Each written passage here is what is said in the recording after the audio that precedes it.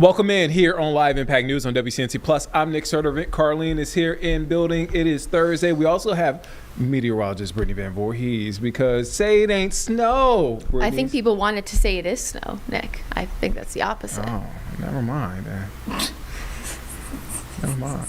Y'all are corny. I love what y'all are corny. I know. I love what you. No, I really love what you did there. But think about all the people who are so excited about snow. Like Carlene. It's not Nick or I. Well.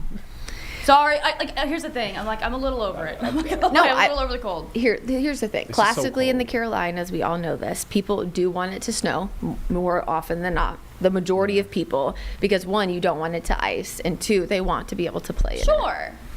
For like a frivolous afternoon, but then which is kind of what it's going to be like this weekend. It's just unfortunately, I think, like you said, on the tail end of an ice storm, that people are already annoyed because of the roadways being slick, and so the kids have been out of school or remote or whatever the case is. So yes, it's going to have some impact, but at least the shining light here is that there's no chance that this is falling as ice. It will be snow across the board. Now that doesn't mean that travel couldn't be a bit hazardous at times on Saturday, but it's not going to be anywhere like what we had this past weekend. So first thing I want to start with this futurecast. Let's talk about when this is expected to move in. It shifted a little bit later, so the majority of this is falling on Saturday. I do want folks to be aware of that. So Friday is good, other than the fact that it is going to be bitterly cold. Again, we know that it's been bitterly cold pretty much all week, and while again I know that cold is not ideal for a lot of people, it is the reason why the confidence is so high that this is snow.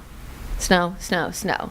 It's like normally we don't want to say that word, but now it's like I feel like I'm almost shouting it from the rooftops because I'm just glad that we're not going to have another situation with ice. So Friday, clouded over, cold air damming is set up. Temperatures again are in the 30s. We start to see snow in the mountains right around, I would say, rush hour time, Friday afternoon, but this is not going to arrive in the Charlotte area until much later on in the evening. So here we are at 11 o'clock, starting to creep into portions of the foothills. But again, this moisture is not wrapping around and kind of shifting things from our south and west into the metro until Saturday morning. So it is Saturday that is the majority of this impact.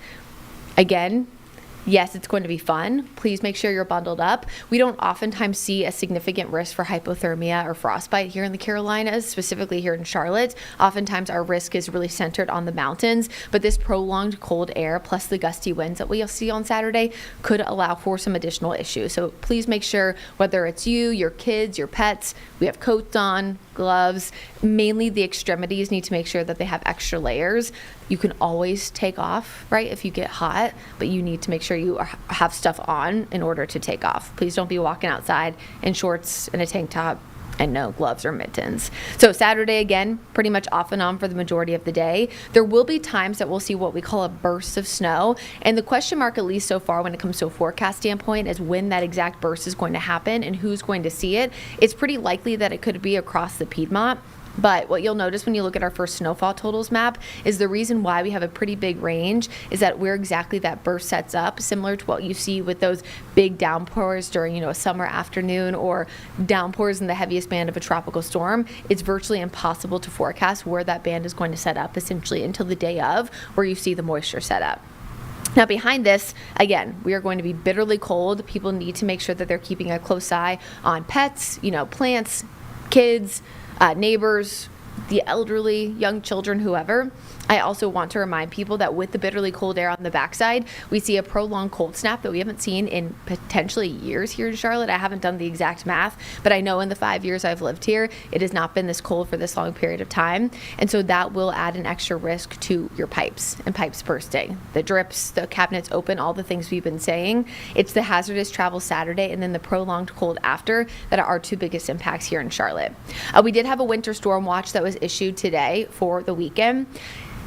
I did a mobile short on this yesterday, so you might have already seen it on WCNC Plus or over on our website, our mobile app, Instagram. But a winter storm watch goes into effect either between essentially 24 to 48 hours before an event. But confidence has to be at least 50% or higher for at least 3 inches of sleet or snow. So what this is telling you is that our forecasters, yes, because we put out our first snow map this morning, but also the National Weather Service is confident at this point that we have at least 50% confidence that all of our 22 local counties are at least seeing 3 inches of snow this weekend. When that confidence goes up to 80%, we will get upgraded to a winter storm warning. So just be aware of that. Again, I know we've talked a little bit about this, but hazardous travel is still going to be possible Saturday, mainly because the winds are going to be gusty, which will cause blowing snow. Right now, I'm not convinced that we'll actually have blizzard conditions here inland portions of the Carolinas, but it is very likely, if you guys remember the wind gusts that we were looking at yesterday near the coast, 60 to 70 miles an hour, those areas likely, Outer Banks, over toward the Norfolk area and east, will likely see blizzard conditions. Remember, blizzard is nothing about how much snow there is. It's about the snow mixed in with the wind.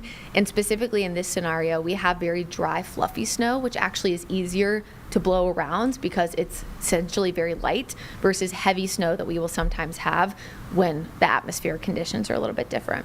These are kind of our latest total ranges for the Charlotte area based on our different kinds of models. So I think sometimes it's nice to see that. Chris made this awesome graphic earlier, which I think was really cool. So he shows the probability from our model data based on most recent. 0.1, 100%, which means, again, we're getting something. This is not going to be a trace. Right now, there's 95 to 98 probability that we have 1 to 2. Cool. 79% to, let's say, 80%, about 4 inches, and it goes down a lot once you get closer to 5 and 6. So again, this is why our forecast is very confident right now of about 2 to 5. And again, this will likely change. I know that you guys know this because we say it every single time. When it comes to snowfall forecasting here in the Carolinas, it is much easier to ramp up than ramp back. If I had told you on Monday that we were getting 20 inches of snow, which is what some of the weather apps were saying, and then I pull back and I say 2 to 5, all you guys remember is the 20 inches. So that's, again, why we oftentimes will start on the lower side based on what our forecast probability is, and then we will adjust and increase or even kind of filter things, and thin them up as we go. One important thing to note too about this particular system this weekend is that we will start off with a lot of dry air. So some of the initial bands will likely not reach the ground. And so again, those are some of those question marks that we're still working out as to how much dry air there will be, which is why, again, you see a big range. I think the positive thing here is, I already mentioned this once, but that this is snow instead of ice.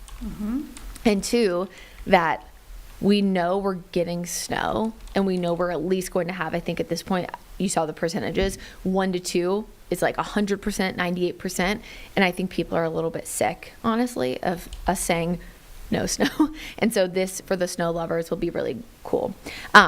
This is a video. I'll play it very shortly. This is from January 17, 2018.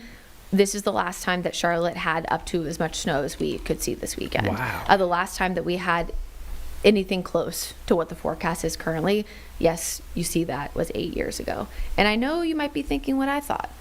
2018 was 8 years ago? Well, it certainly was. So kind of hard to believe. So again, our biggest impacts are going to be on Saturday. Hazardous travel, snow, of course. Those are the two big things. And then it's on the backside, the cold. We won't really have a big power outage risk here on the backside. The only thing when it comes to power outages are the gusty winds. But again, the pipes, the potential for freezing, think about how prolonged this cold snap has already been and how long it could be. So that will be something that we'll keep a very, very close eye on. So if you were someone last weekend who didn't, wrap the insulation or wrap towels and things around your pipes, or didn't, what's the word I'm looking for? Drip, things of that nature, this weekend would be a good time to go ahead and do that, or even maybe leading up to the event, just to again make sure you are protecting those things. And if you already did, amazing. You don't have to do it again. As we've talked about a little bit, of course, it's the dry air and moisture, how much is going to happen, how much will result in how much snow we could have. We have a pretty rare, what's called a high snow to water ratio, which is again one of the reasons why we're expecting more fluffy snow versus the heavy, snow that oftentimes cuts down on totals. So I feel like I've said this a million times, but this is really a very rare setup that for the snow lovers out there, I know it's not Nick and Carlene, but they're out there because trust me, we hear you. I don't even know if I'd call them the silent minority. I think they're the very loud majority. But either way, we hear you. Some people love it, just not this company. Yeah, and I think that, listen, when it comes to the impacts that we've already had from last weekend, it's like the fact that it's not going to be 5 days or something like that. I mean, my grandparents live in Richmond. I have family in Boston, and so you see all of those pictures of those areas that do see snow a lot, where it's like multiple feet. And I think you just have to be thankful that while there is a higher end forecast possibility that we could have more than 2 to 5, it's not going to be multiple feet of snow to where I'm holding both of your hands and we're jumping off the roof of WCNC Charlotte to jump in the fluffy snow, because that does happen up north. Okay. No. It does happen up north. Oh, no, I lived in Buffalo for 3 years. Carly knows. It was something. Yeah. I did my time, and now I'm here. Okay, so really quick, wind gusts. Again, Saturday afternoon, 25 to 30. That's what's going to allow for the snow to blow. That will linger into Sunday. I wouldn't be surprised if we eventually do have a winter weather advisory and or a wind advisory up in the mountains due to the wind on the backside. This is our current snow and sleet cover that we still have here locally. Still a lot on the ground, as we know, in the mountains specifically. Remember, again, this is snow and sleet. So what we saw here in the Charlotte area was sleet and ice. I'm still seeing stuff all over social media talking about last weekend's snowstorm. Just a reminder, guys, that we did have some snow mixing in up toward the mountains and foothills, but all of what we had here in Charlotte was sleet. I know that it looked like snow, but it was not. If you look closely, they were tiny little ice pellets. I digress. So again, this is going to be on top of all of those things. Now, I did have somebody ask me yesterday, well, should I be going skiing this weekend in the mountains? Oh my gosh, they're going to get snow. Yeah, they're getting snow just like we are. However, just remember, they're more used to something of this nature. And so just be careful, because I don't want anybody going up with the intention of like, oh my gosh, big snowstorm, one, and then the residents are like, 6 inches. We get this all the time. Right. And then 2, that then they feel like they missed the snow that we had in Charlotte.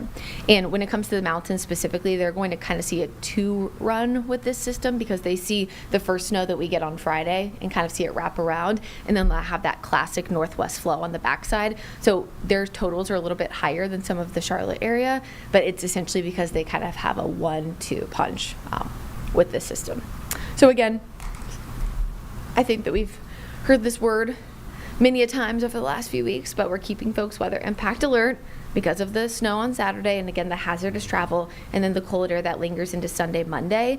I can confidently say that while I don't think next week will be warm, but it will be warmer once we get to Tuesday, Wednesday.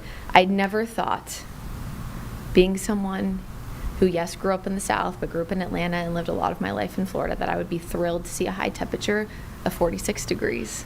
But I cannot wait. Spring break. Woo! Carlene's get a split splash. I do have a question. So, and I've gotten this question. So Monday, or I guess Sunday afternoon, evening into Monday, will we start seeing roads more clear? Some of the stuff kind of melting away. Yes and no. Ish. Okay. So I think it'll be similar to what we had Monday. Okay. You know, because our biggest impact, of course, last week was Sunday, which is why Monday It cleared started out to see fast on melting. Monday, this past Monday. Yeah. Yeah, kinda. Well, thanks to the sun. Helps. Yeah, and Yeah. so because this is really thin and fluffy, it should see melting, but Sunday will not be as warm as Monday was. Okay, and I know okay. that seems like, okay, well, Monday was still really cold, but Yeah. the high was right around 38, Yeah. whereas Sunday is going to be 33. So even that 5-degree difference, the closer you are to freezing, you know, the harder it is Yeah. going to be to melt. And even though that travel on Saturday is going to be hazardous because of the snow and the blowing snow, just like this week, a lot of days next week, we will be talking about black ice and the refreeze. So I know that this is so hard. It's easy for me to say as the meteorologist who doesn't have to deal with this directly, but please have some grace, you know, for the decision makers across the area. You know, when it comes to school or work or whatever that may be, I cannot even put myself in the situation Been a where tough couple where of it's so weeks. frustrating. I mean, you guys know, obviously, I'm at the gym all the time, and I've had teachers, you know, parents be like, we totally understand it's unsafe, but you know, it's just hard with the kids at home, you know, and parents having to call out of work, you know, because they have to stay at home. But just remember that the decisions that are made are not to frustrate, because the weather is still expected to be dangerous. And we say this all the time, I know on this show and on our regular newscasts, but I would say 9 times out of 10, it's risked for like buses, whether it's the gusty winds or the ice. So I know, again, I know it's easier. It's easier for me to say. It's like when someone's giving you advice and you're like, easy for you to say, and I totally get it. But it will be for safety reasons. It's not because they just like are trying to We just want put to you keep you out. safe. Exactly. We want to keep you safe. And look, we give you the scenarios, but obviously we would love for. I mean, people. That's the thing about snow. I don't want to say we would love not to see snow because people Some want to people see love snow. it. Yeah. But we'd rather give you like the high end or you know a good prediction Yeah. just so you're not caught off guard. I mean, Yeah, for sure. And that's what I was trying to explain to people because your DMs, my DMs. Oh God, I was like, I don't even forecast the weather. Yes, you Yeah. cannot imagine, Nicholas. You cannot imagine. yeah. And I think it's also too, I would love to give you this weekend and not last weekend. Because I think Yeah. people right now, I said this in my mobile short yesterday, I think we have a little bit of like that winter weather fatigue where we're just over it, kind of like when we have back-to-back storms, you know, over hurricane season. But this one has, yes, still some negatives, but there are still more positives, I would say, compared to last week. The best thing as a forecaster, yes, it's annoying that it happened the weekend after an ice storm. I think we can all agree it's annoying. Yeah. It is annoying, Yeah, the it's timing. annoying. It's annoying. But at least it is not going to be a big ice risk. If we had this same exact scenario and we had warm air, it could be, I don't want to assign a number to it, but I think at least 3 times worse than what last weekend was if we had that warm air. Because think about the moisture that we have. I mean, there's some spots along the coast that could see a foot of snow. Yeah. And we will be talking to Sam Walker, our good friend with Sam Walker OBX News. Yeah, about 45 minutes from now. And we talked Yeah. about that yesterday too. I was actually watching, Brad's vlog, of course, and I had the Weather Channel in the background when I was getting ready for work this morning. But it's there. It's snow, yeah, but it's the coastal flooding, you know, the beach Yeah. erosion, all the normal things that they see with big low pressure. So for the coast and like even up toward New England, we're in a classic nor'easter setup. It just so happens that here in Charlotte, we are again getting the benefit.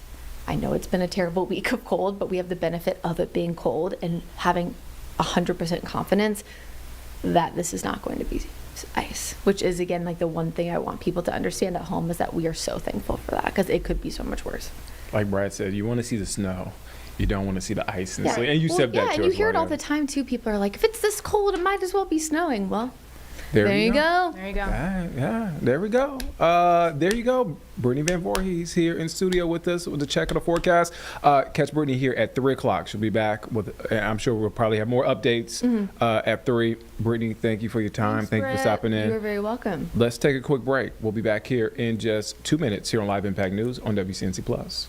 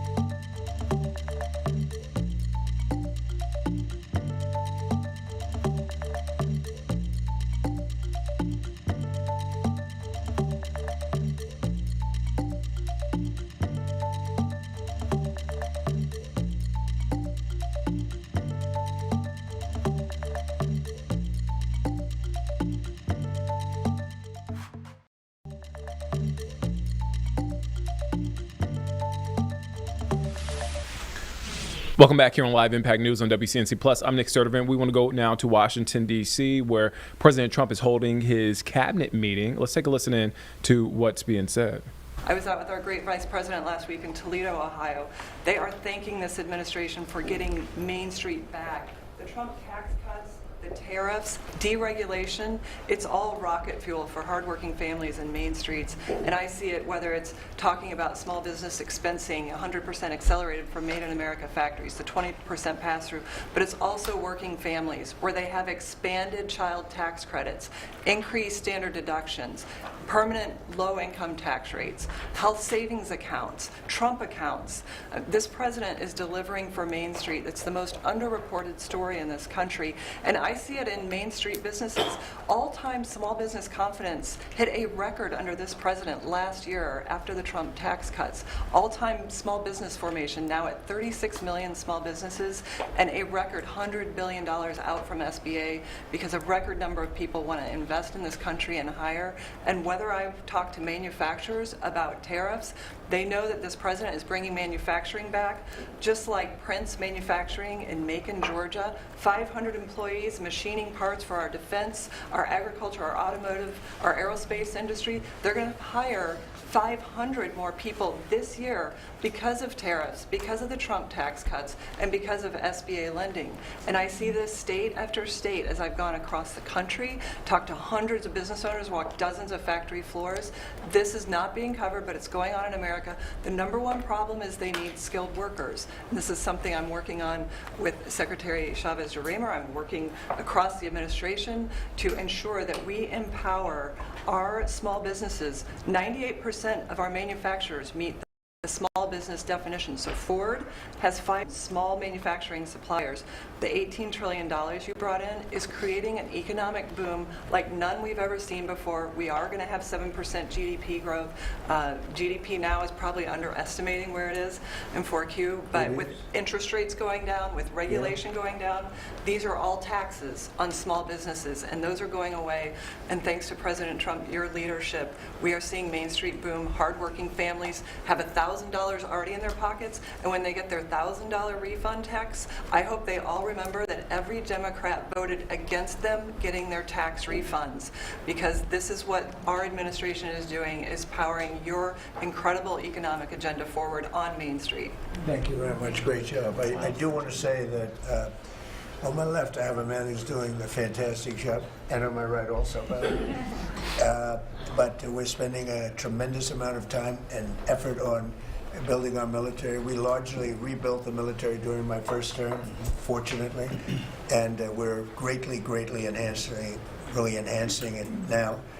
We're going to be doing something new. We're bringing back the battleship, and I thought, like you remember the battleships from the great Iowa and Alabama, Missouri, those unbelievable scenes that you see, Victory at Sea. You'd see these incredible ships, and I thought they were powerful, but the battleships that we're building are going to be 100 times more powerful than those beautiful works of art. I mean, they were magnificent, all steel. We have the steel now, and we're going to be doing that as an enhancement, but our military is very, very strong. You may want to say something about the large fleet of ships that's heading over to the Middle East. Well, Mr. President, you had to, like so many other cabinet members have referenced, rebuild the perception of America. And at the Department of War, that meant reestablishing deterrence. What happened in Afghanistan, what happened in Ukraine, a war that never would have occurred, what happened on October 7th in Israel, never would have happened under President Trump. So as a result, we're having to rebuild how our enemies perceive us. And when President Trump said, we're not getting a nuclear, Iran, you won't have a nuclear bomb, he meant it. And we sent those B-2s halfway around the world, and they never noticed. When he said, we're not going to tolerate trafficking drugs anymore in our hemisphere, we treat them like the Al-Qaeda of the Western Hemisphere, he meant it, and we're executing that. When you said, Mr. President, we're securing the border, the military was proud to do their part alongside Homeland Security to do that. Same thing with Iran right now, ensuring that they have all the options to make a deal. They should not pursue nuclear capabilities. We will be prepared to deliver whatever this president expects of the War Department, just like we did this month. No other military in the world could have executed the most sophisticated, powerful raid, not just in American history, I would say in world history. What those men did going downtown, another country, the most secure place in the most secure base in the middle of the night without anybody knowing until those simultaneous bombs dropped 3 minutes before the helicopters dropped. No other country could coordinate that. No other president would have been willing to empower those warriors that way to be that effective. And that sends a message to every capital around the world that when President Trump speaks, he means business, and we are reestablishing deterrence at the War Department, Mr. President. Thank you. Great job you're doing. Just to finish up on that, the Somalian pirates over the years have stolen many ships. They would get large amounts of money for the ship. You know, you have $1 billion ship, and the insurance companies didn't want to fight because, you know, some of those ships are very flammable. They're carrying millions of barrels of oil. Very flammable, very dangerous situation if they're shot at. So they wouldn't fight. We notified them a number of months ago. Anybody that does that gets the same treatment as a drug dealer sending their drugs in from Venezuela or anybody else. As you know, it's 97% down by water. So the drugs coming in by sea or by water is down 97%. Now we're also starting, that was the more difficult route. Now we're starting to do that by land also. It will be, you'll see that happen as they come in and kill our people with drugs. I think the real number is 300,000 people a year, not 100, but whatever it is, it's a lot of people, hundreds of thousands of people. They're going to get hit. But also we added to the list the Somalian pirates that go out on a boat, similar type boat, actually not quite as fast, not quite as nice as you can imagine, but they get the same missile that we give to the people that are bringing drugs. And so far we haven't seen anybody going out.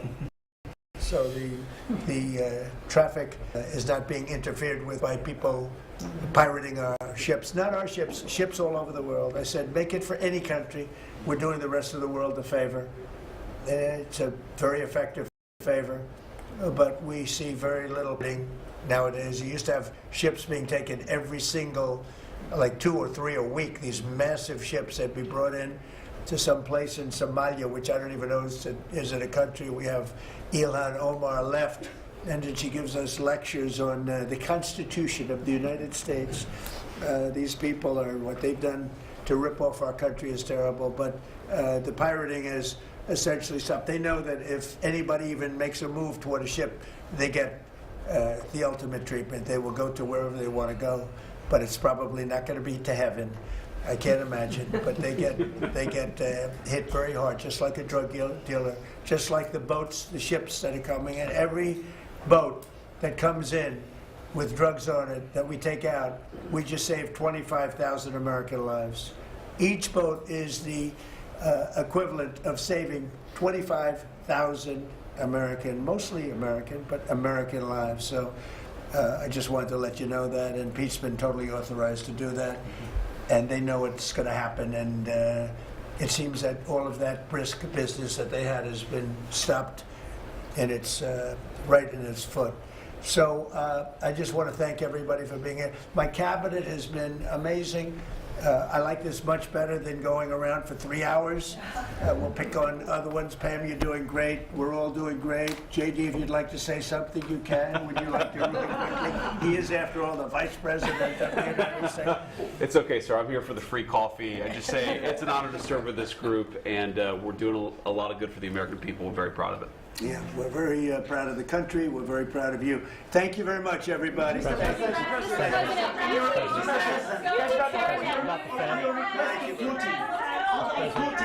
President, why not take questions? I'm requesting Putin. Why not do it, guys? Thank you. Let's go. Start moving. Thank you, press. Keep moving. Thank you. Guys. Thank you, press.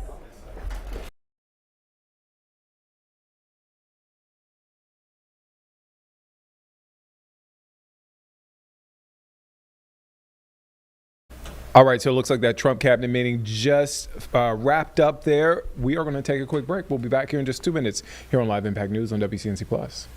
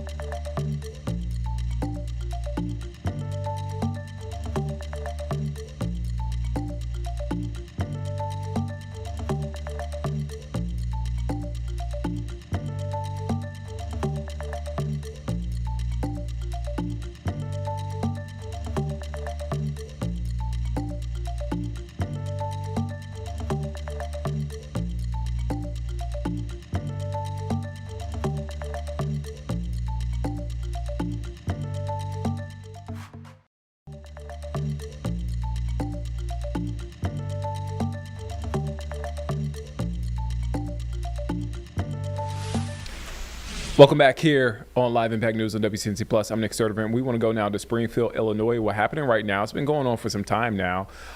So this is the family of Sonya Massey. So Sean Grayson was sentenced to 20 years, the max, in the shooting of Sonya Massey. Her family is speaking along with her attorneys. It looks like they're taking questions. Let's take a listen to that. I think we all aspire to live like Sonya. You know, she's the greatest of us all. She's what is good inside of everyone. My motivation is to continue her legacy. You know, that, like I said earlier, one of those big steps is approving that 708 mental health board. I'm working to extend the Massey Commission. We all are. And there's a lot of work that can extend from county to county as a result of the Massey Commission and other entities. The Purple Coalition, you know, that sprung from this tragedy, and it's doing great work out here. So, you know, we should all aspire to be like Sonya. That's just my opinion. Thank you. Speaking of the Purple Coalition, Tiara, come on up here and say something. You helped organize the first march. You've been with us from the very beginning. Mm-hmm. We don't forget our people. Hello, everyone. I don't have much of a voice. I wanted to thank everybody that came out today, everybody that supported the family through this journey. A lot of people didn't know that the original call went out that Sonya Massey died from a self-inflicted injury, which is what put the fire under me to get the truth out to the community. I've stood by the family just in the fight for justice. In my own personal opinion, that may not reflect the family. I don't believe that 20 years is full justice, but it's full justice under the statutes of second-degree murder. So we'll take it. It's the best the judge could do with with giving the max sentence for the conviction that Sean Grayson was given. So as the president of the Purple Coalition, we will continue this work. We will fight for policy change to make sure that no family has to ever go through this again, and that if they do, the perpetrator will be held accountable. So thank you for everybody that's been involved in the fight for justice for Sonya Massey. Thank you. Are there any more questions? It's been a long morning and the family's tired. Okay? Thank you all so much for coming out. We appreciate you all. Thank you all. We appreciate you. Thank you. I know y'all have turned y'all cameras off now, but especially to the media, some of you all I saw earlier, and some of you I didn't have the opportunity to talk to. But off the record, I just wanted to tell you all, thank you. Whether you realize it or not, you all stood by this family, have been here with this family, supported this family. We're bringing attention to it, great questions, unorthodox questions, but just that you all really supported the family, and they needed it, because this was hard, y'all. This was hard for them. And so on behalf of the family and myself, we just want to tell you all, I know you all don't get thanked enough, because I do this all the time, but thank you. We appreciate you. Have a good day. And I was going to say, thanks for always coming back on the east side. One of the things about Attorney Ben Crump, if he's with you, he's with you. So you notice every time Attorney Ben Crump was in town, all of his press conferences are held here. He refuses to go anywhere else, so this is his home when he's in Springfield. And he will be back. We're working on the Earl Moore case right now. It's been 3 years, so Sonya's case was elevated. And we saw what happened here in changing the law. So we ask that you continue to pray for that family, follow that case, and come back and support us as well with that case. Yes, sir. Can you dovetail that comment? And we know one of the trials starts in May. Actually, there is a sentencing tomorrow in Springfield regarding Michael Egan, a former Springfield police sergeant. Are you or the family, will they be more invested in cases like that and seeing these things come up publicly? And we are. We're working with a whole coalition. We don't care if you're black, white, purple, or green. Injustice anywhere is injustice everywhere. So we are working with those other families here in Springfield who have been wronged, lost family members due to police brutality. We are standing hand in hand, united. Again, this is Springfield, Illinois. We set the example, so we are supporting those families.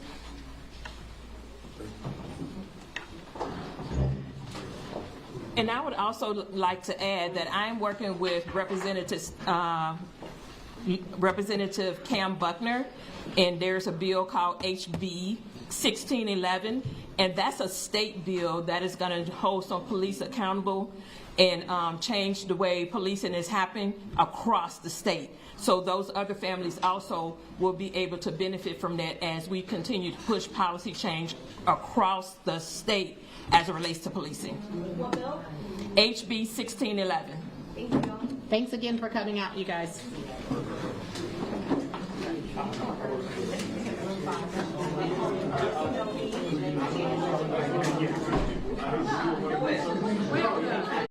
All right, so you just heard from the family of Sonya Massey speaking after sentencing there. All right, so we want to head now to the au pair affair murder trial that's happening in Fairfax, Virginia.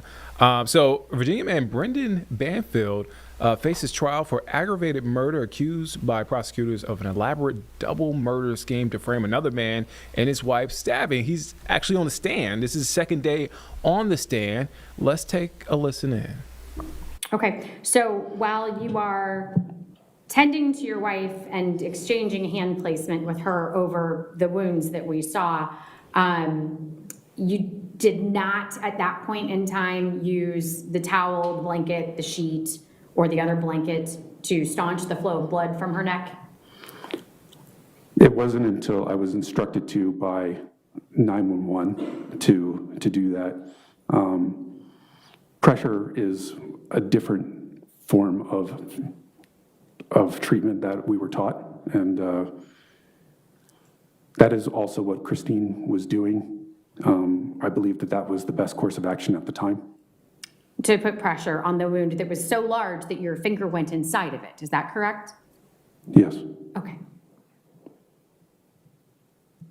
And when first responders arrived, you agree you're on video holding her neck with your bare hand, correct? I think so. So where had the towel, the blanket, the sheet gone at that point after you were instructed by 911? I think the towel was right next to me, but It was under your knees, wasn't it? I don't know. Okay. I thought it was right next to me. Thank you. Nothing further, Judge. All right. Let's go ahead and, I assume it's going to take a little time for redirect? Or? Yes, sir. Okay, let's go ahead and take our hour lunch then. Don't discuss the case and don't do any outside research. See you back here about 2:15.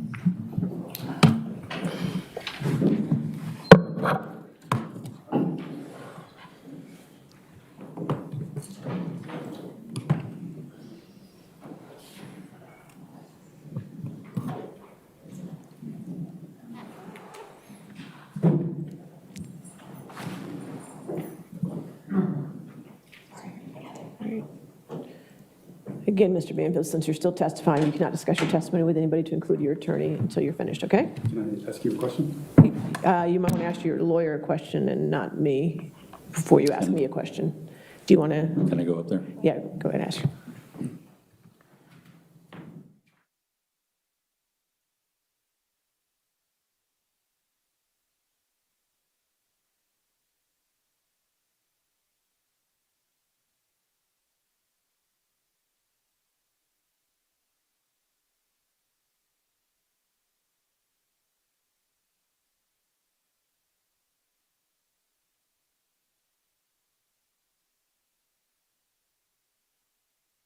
What's the question? I think it's probably not an appropriate question, Judge, so we're just going to leave it as is. Okay, not an appropriate question, so you can't talk to your attorney, okay? All right, thank you. All right, we'll come back at 2:15 then, okay? All rise. Can I plug this in? All right, so they will be back at 2:15. Brendan Banfield, the man facing aggravated murder, accused by prosecutors of an elaborate double murder scheme to frame another man in his wife's stabbing. on the stand right now. Let's take a quick break. We'll be back here in just 2 minutes here on Live Impact News on WCNC Plus.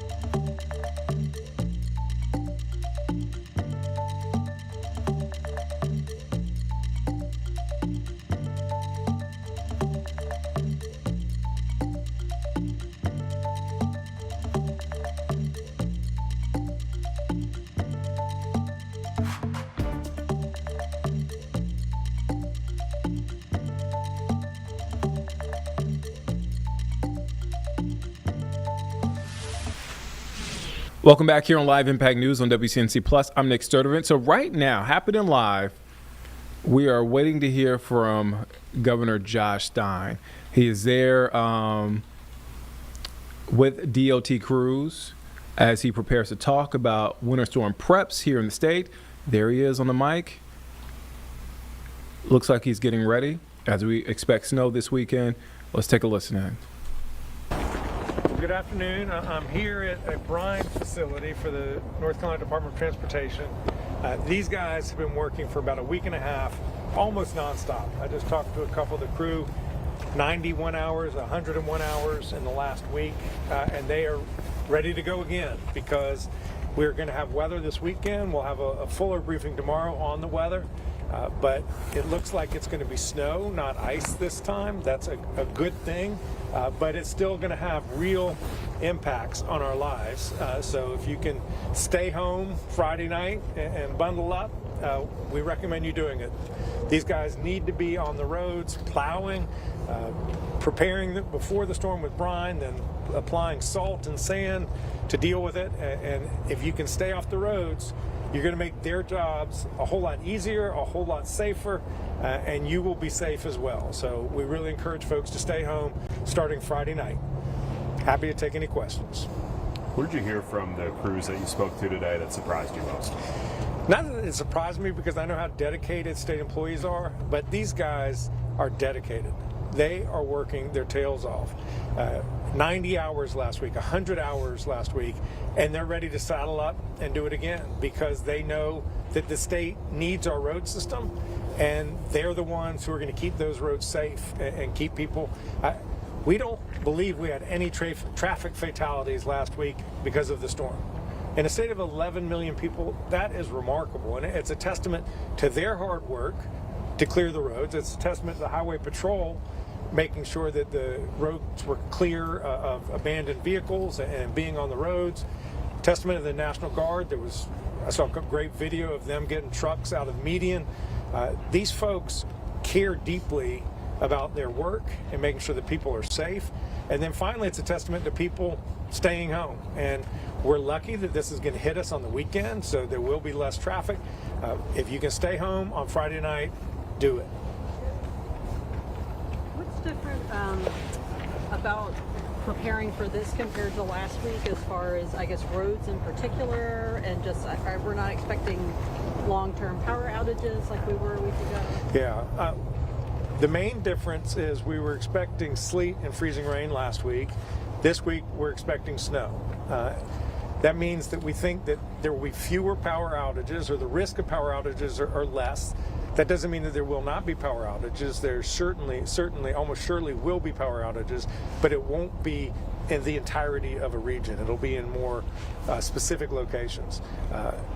These guys are going to have to still work hard to clear the roads. It's going to be coming. It's going to be windy. They're going to be out there plowing, and for them, it's going to be very much the same. For us, we're hoping that power outages are a smaller part of the story. Is supply impacted at all as far as road treatments because this is coming right after another storm? No, that was a question I just asked them. Do they feel like they have enough salt? Do they have enough sand? And they feel very confident in the amount of supplies that they have. Obviously, the kids have been out of school. They've had a couple of virtual days, and I know they're happy, but their parents aren't necessarily as excited. Are you guys anticipating that the districts will probably have some snow days, and will the parents have to do any makeup days later in the year? Yeah, I can't speak for the details of each school system's calendar, but I can tell you that we're very likely going to get hit by a lot of snow. It's going to be very cold next week, which means that it's going to stick around. I fully anticipate for families to be impacted for a few days. One good thing is we hope that this is snow and not ice. It's not sleet. It's not freezing rain. So use this as an opportunity to remind yourself how to sled. The colder temperatures, obviously, that can, if it gets any colder, it could maybe nullify the effects of the brine that we always hear about, the impacts. I mean, what strategies are you hoping to hear from the folks here today about how they're going to combat the continuous cold weather? Well, they're already applying brine today. They like to do it within 48 hours of the expected storm, which we think is going to be hitting Friday night. So they're going to be working really hard tomorrow. So to the extent folks don't need to drive tomorrow, don't drive tomorrow, so that these guys can do the prep work that they need to do. They're going to be immediately ready to bring their plows out come Friday night into Saturday.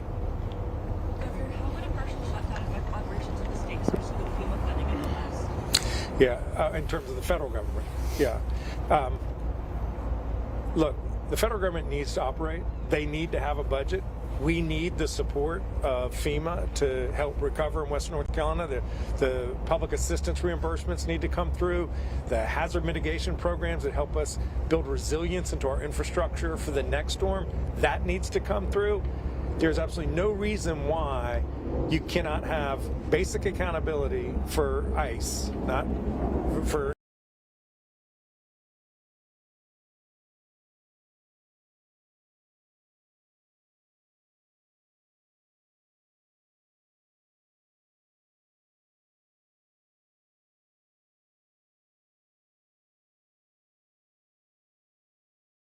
accountability and good law enforcement.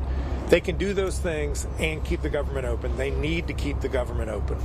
Governor, where are you guys more concerned about the effects of this storm coming into this weekend? Are there particular concerns along the coast as well? Yeah, it is on the east side. The last storm came in from the west.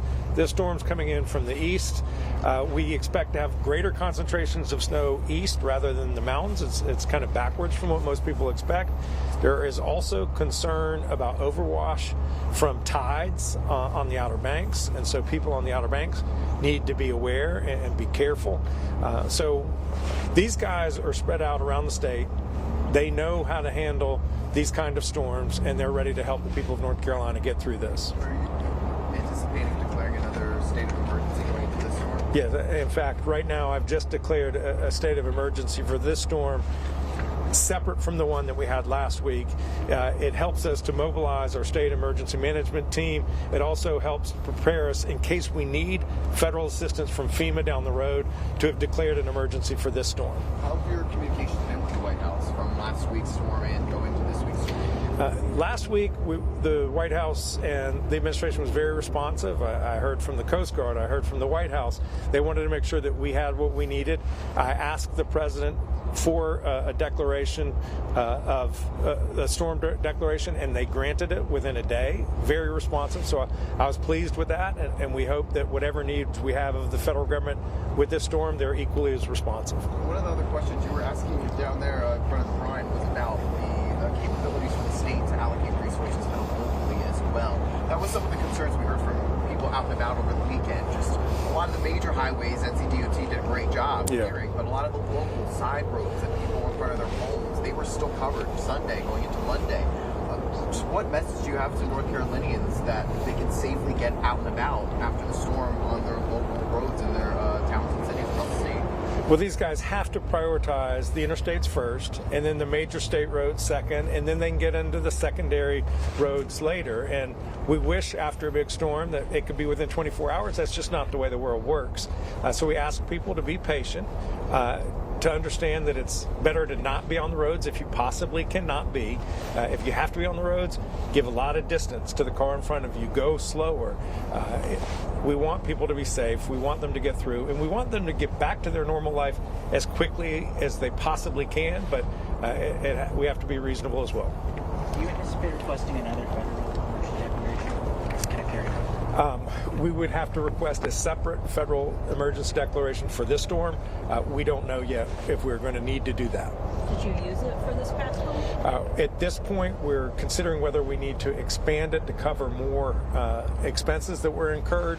So we got the declaration. That does not mean that we're going to get the funding request that we need. We will be looking at that in the coming days. What are the gaps there?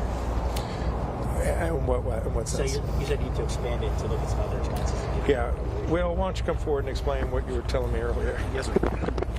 So the declaration that we received last week for that event was in the federal terms it was not a major disaster declaration. It was an emergency declaration. And what that did, based on the governor's request, was give us access to federal resources if we would need them for that event. What the governor mentioned is we are going to look at, like some of the other states that were impacted by that significant ice event have done recently, do we need to take a look at an expansion of that request to potentially be able to support state and local governments that expended a significant amount of cost in the response phase. I think we're going to take a look at that over the next couple of days, and again may have some movement there. I think we're going to continue to evaluate what may be needed for this particular event, and certainly make the appropriate recommendations up on any steps that could be taken. Final question. What role does the National Guard play in supporting the efforts of all these local entities? They deploy all across the state to be responsive to whatever the needs are. For instance, there were some trucks that ran off the highway last week, and they brought their huge military trucks out to help pull them out. General Hunt, why don't you come forward and talk about the role of the National Guard? Yes, sir. Thank you for the question. First, I want to thank the National Guardsmen who are out there, who've left their homes of warmth and safety to support the citizens of North Carolina. But my main focus and our main mission is protection of life and property of the citizens of North Carolina. And we do that with working with the Department of Transportation and the North Carolina Highway Patrol as a team. And we'll go as a group, and like the governor said, we pulled out multiple vehicles last week in the mountains that have very difficult terrain. We pulled vehicles out, trucks out, commercial vehicles with our equipment. So that's our major role, is partnering with our other two agencies here. Thank you. I had a question. I'm sorry? Are you all prepared for anything else this weekend? Oh, yes, sir. It's a statewide event last week, so we're just shuffling some resources around to the middle part of the state and the eastern part of the state right now as we talk. I have a question for DOT. Once the storm actually gets here, I mean, how are the plows deployed out there? Will they be out while the snow is falling, or do you wait until the event is over for them to get out and clear the snow? Well, we'll start responding throughout the storm, kind of assessing, where the hot spots are and where we need to deploy resources. But we won't wait until all the snowflakes have fallen before we start responding to the storm. Thank you. My final comment is just, as folks out there are seeing these crews out there working hard, when they see law enforcement out in the community, when they see the National Guard deployed, just say words of thanks, because if we're lucky, we're at home where it's warm. These folks are out on the streets trying to make sure that everything is safe for us when we have to go out and about. And so we just owe them all a really big debt of gratitude. Thank you.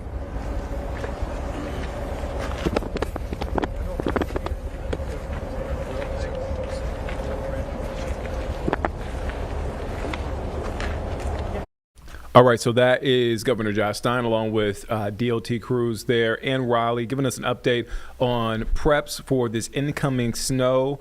All right, let's take a quick break. Let's come back here, take a quick break. On the other side of the break, we are going to hear from our guy Sam Walker with Sam Walker OBX News on how they're preparing out there in eastern North Carolina. They're expected to get slammed by the snow. Let's take a break. We'll be back here in just 2 minutes here on Live Impact News on WCNC Plus.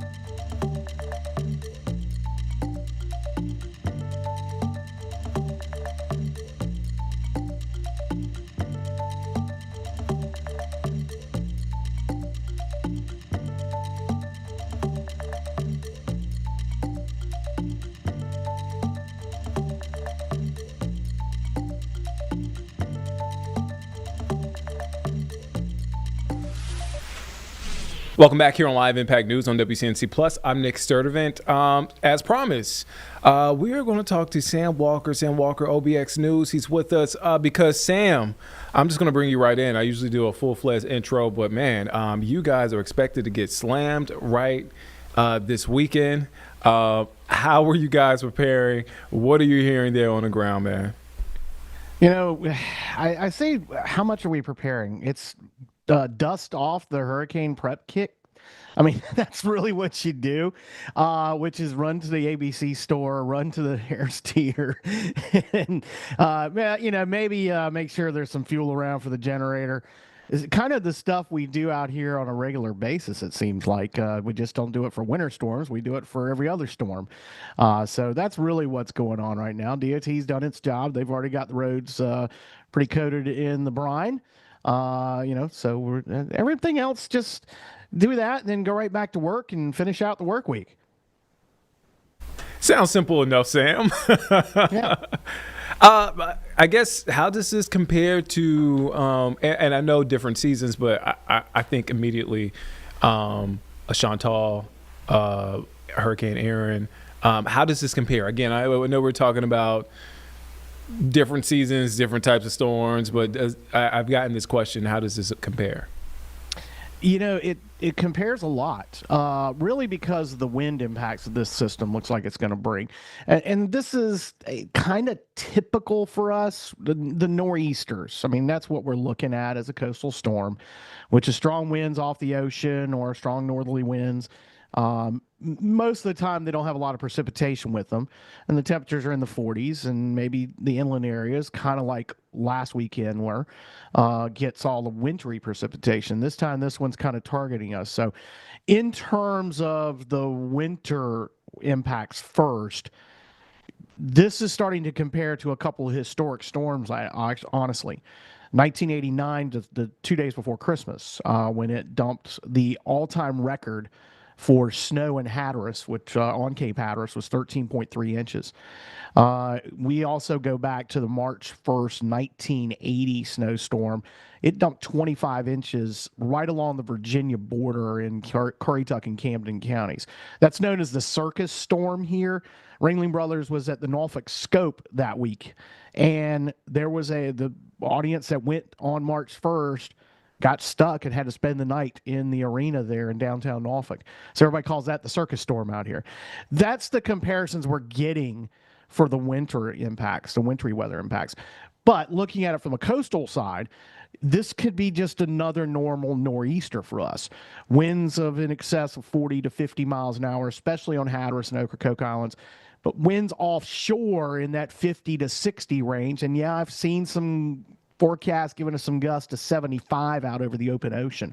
That's going to create some problems along areas that have really taken a pounding over the last few years, and especially back in the late summer and early fall, as you mentioned, Chantal, Aaron, then the back-to-backers with the waves. But we also had back then, we had a whole series of extended northeast blows where winds were at 20 to 40 miles an hour, really from the beginning of August right on through until about the second week of October on almost a regular basis. That's when we had the situation that cropped up in Buxton with the rapid erosion, the 15 houses that fell in that short span of time in September and October, one in Rodanthe. Since then, it's been quiet, kind of too quiet. We've been fortunate enough to have a blocking pattern in the open North Atlantic, way up north. It's kind of prevented us from getting these coastal storms and these extended, long, hard wind blows. So we're a little concerned about it. Now, one thing that has happened, we've seen a little bit of sand build back up into the tidal zone on the beaches a little bit in places like Rodanthe, around the Rodanthe Pier, which is a real hot spot, and then right along that area, Buxton. But I know I got some photos this morning from my colleague Joy Christ at the Island Free Press from Buxton. There's at least two houses that it's going to be they're probably not going to be standing Monday. It looks that way.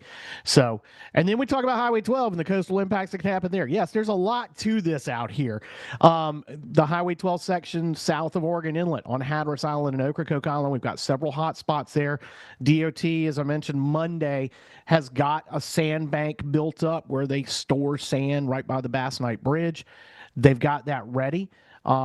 They've done a great job of rebuilding the berms that protect the roadway and the road bed from repeated pounding. But we've got 4 high tide cycles we're looking at over the weekend. We've got a higher than normal lunar tide, which means water levels are already going to be elevated a little bit. We're fortunately not in a spring tide, also known as a king tide, which happens, the next time it happens is in mid-April. So fortunately we missed that, but we're still at a higher than normal tide. All these factors playing into what could potentially happen here. Hopefully we'll see more northwest wind. That doesn't sound good if you're on the sound side, because water's going to come up. But I mean, 1 to 2 feet of water, you put the boots on. That's what you do. I mean, that's normal when it blows hard down on lower Hatteras Island and you get to Ocracoke. You get down east towards Harker's Island. I always like to say it with the accent. Harker's Island and down east in Corrigan County. Those areas may be dealing with some things. Still a little question marks about exactly what happens there. We know we're going to get snow. We definitely know it's going to be a snow. Could this be a record event?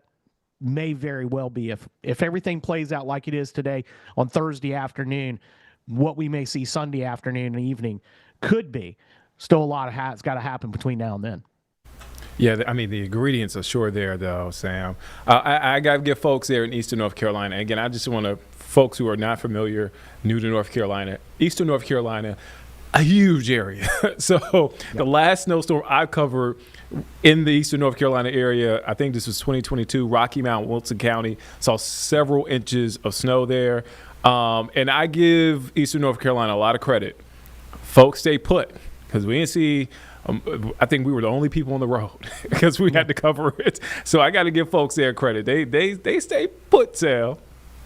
Yeah, the people do take these seriously. Will we have folks out there in the 4-wheeler and dragging kids on the bodyboards out there? Yeah, that's gonna happen. I mean, we got these wide open fields for hundreds of acres, and people are gonna go out and have fun in it. But when it comes to going places, trying to get out of the house, Monday, Tuesday, it might start getting a little, cabin fever. But the weekend, thankfully, this is coming on a weekend. So we don't have people having to make that commute in Hampton Roads, Virginia, where the naval bases are, because so many people live here and commute there on a daily basis. They won't have to deal with that. We're not in the middle of a tourism season. Even though we had a couple of events, we've got a lot more shoulder season and off-season events that happen now. They're getting postponed or canceled because people do like to come now to the Outer Banks year-round. We're not shut everything down Labor Day. We're a year-round destination now. So there's that impacts. But you're right. Most part, when we get snow, people just take advantage of it and stay home unless they have to absolutely go. My wife's a pharmacist. She's got to go to work. I mean, unfortunately, sometimes they make her go. That happens. But for the most part, you're right. People are staying home. I know you talk about Rocky Mount and Wilson. Of course, we know 95. If this is, 95 is going to be an issue. And, of course, it's America's Main Street. And people are trying to get to Florida and back from Florida and elsewhere. That's going to be a problem if we get the snow amounts that we're looking at inland along the I-95 corridor, as opposed to what we're dealing with out here, because we're, the traffic's down. That's a good thing. But still, people do like to stay home when we get snow. Yeah, just be safe out there if you're hitting the roads, if you're on 95, depending on how the storm blows. Sam, you stay safe, my friend. I am going to try to stay inside and get as much video from people that want to have the guts to go out to Jockey's Ridge or Wright Memorial or stand on the beach and get it. But I got a feeling I'm probably going to be out in the middle of this stuff at some point because, hey, we want to tell the story, right? I mean, we want to give everybody the story. So they stay inside. Yeah. We do be the silly ones and go out there and, chase down the Jim Cantoris of the world. That's the nature of the job, my friend. Again, stay safe. Thank you, as always, for your insight, perspective. We'll talk to you soon. Sounds good, Nick. Thanks. All right, Sam Walker there. Sam Walker, OBX News. Check him out, Sam Walker, obxnews.com. And I mean, he's everywhere. X, I follow him on X. He's a friend of the show. Shout out to Sam. And make sure to stay with us. We have our Weather Impact show at 6:30. Also, we will have extended coverage this Saturday as this stuff starts coming down here in the Charlotte area. Let's take a quick break. We'll be back here in just 2 minutes here on Live Impact News on WCNC Plus.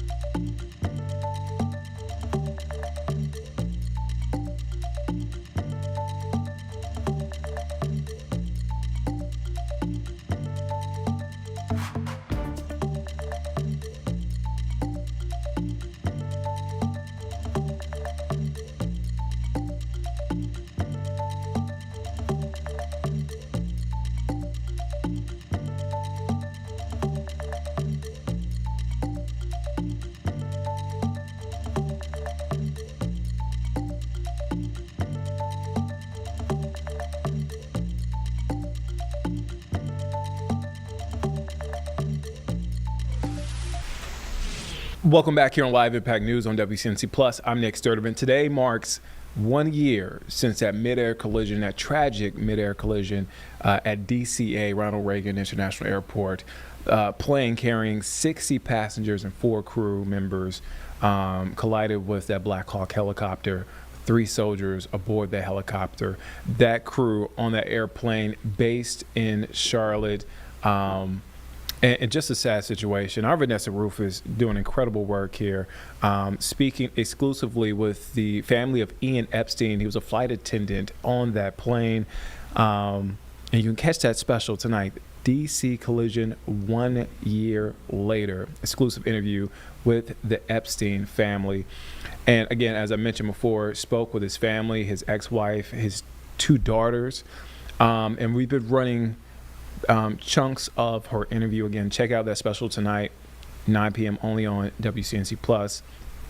But we spoke with Deborah Epstein, Ian Epstein's ex-wife, and she talks about getting that phone call of that tragic accident and remembering the night she found out and having to tell her daughters about this. Take a listen to that.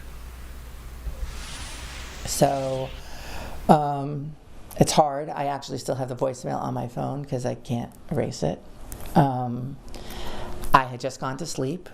It was like 10:15 at night, 10:14.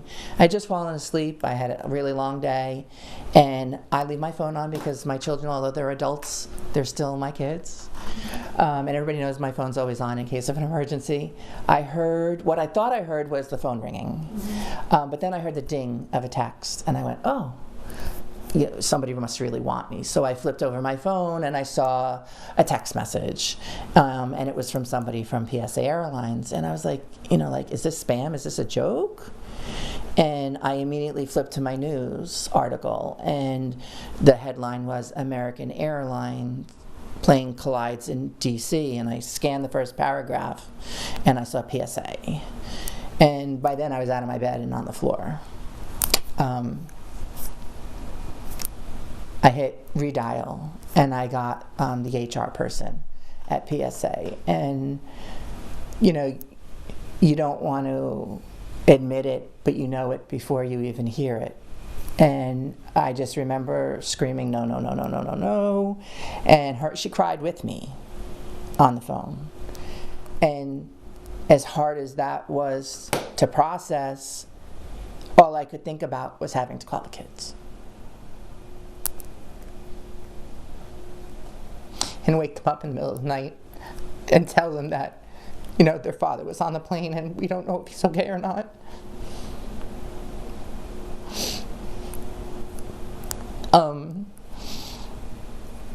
It was hard. I called my sister first and she was just telling me, like, breathe, breathe, breathe, because I wasn't breathing.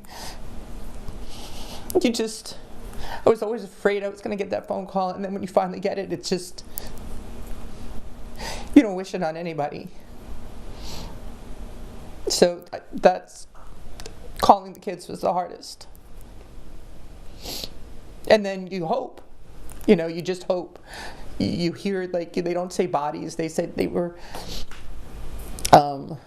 finding people in the river.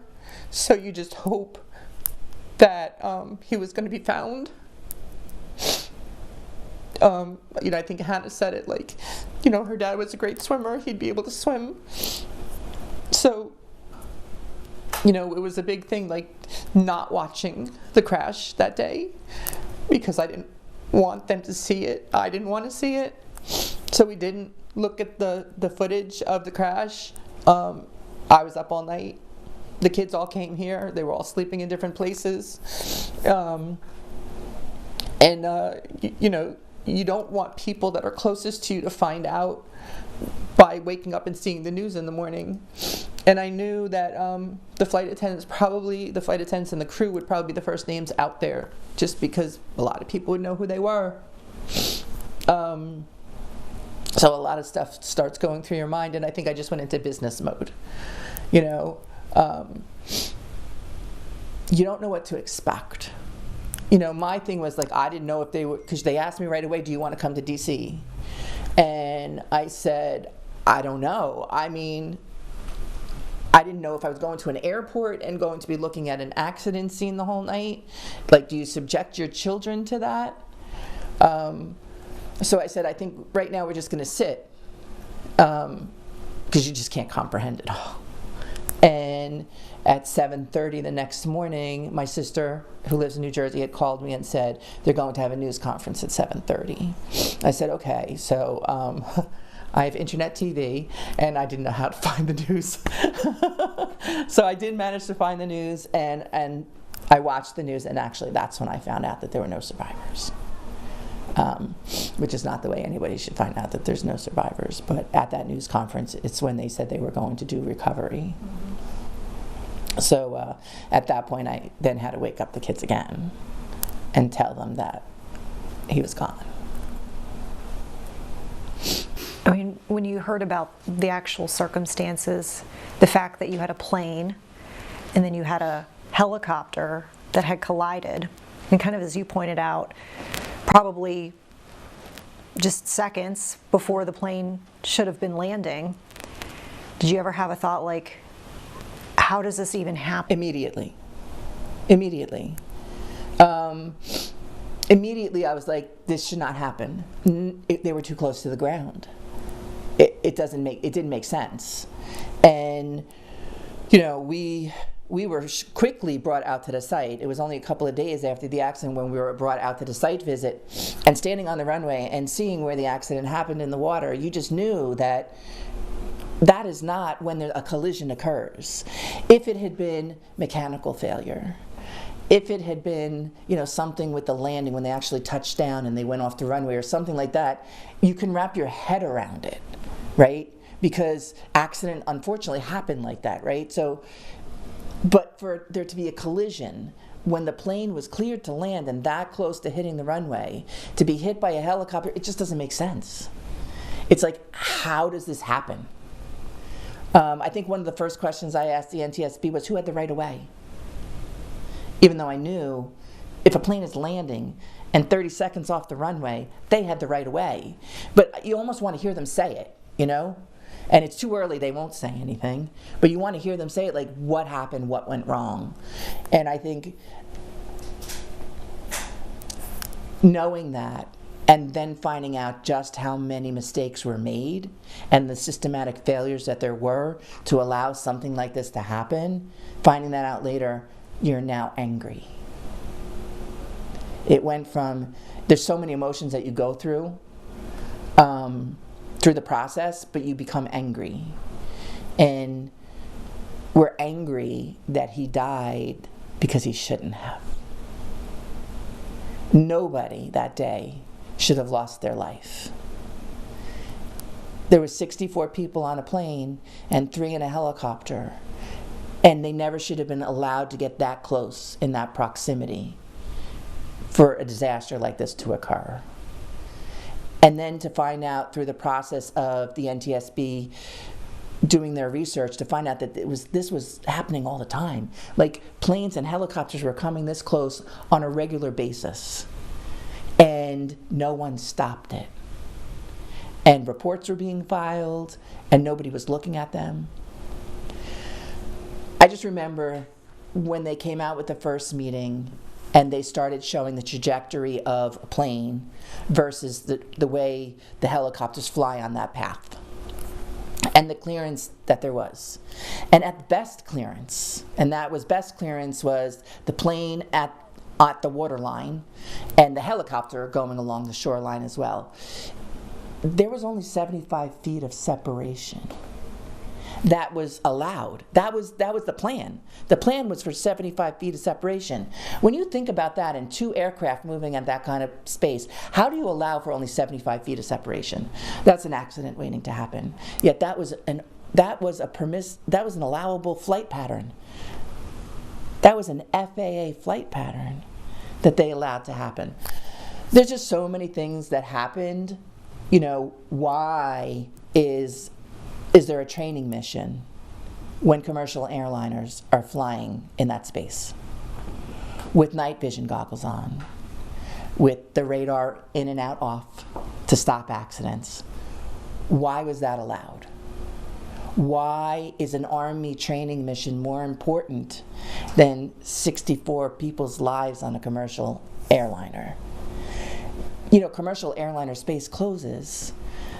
They could have waited a couple of hours later and did the same training mission, and there wouldn't have been any commercial airliners landing.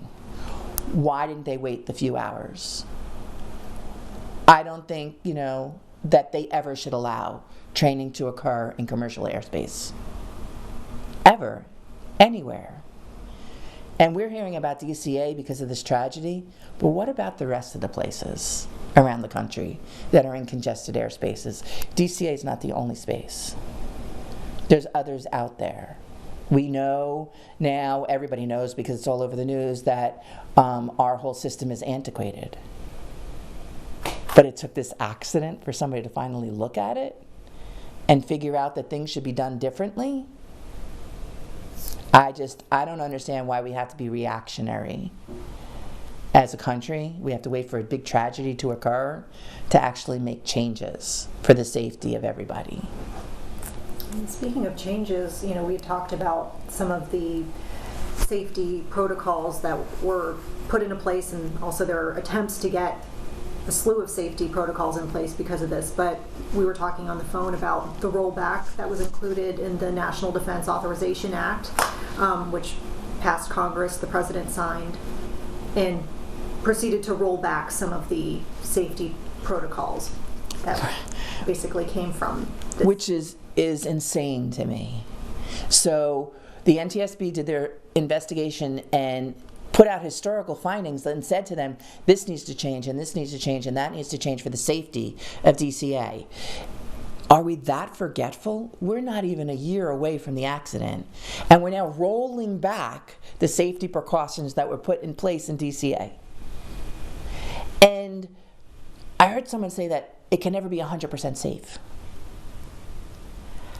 How is that a justification for rolling back anything that was put in there for safety? And I will say that it's not the NTSB's fault, because they've come out strongly against rolling back anything that they said needed to be put in place. So why are we allowing that to happen?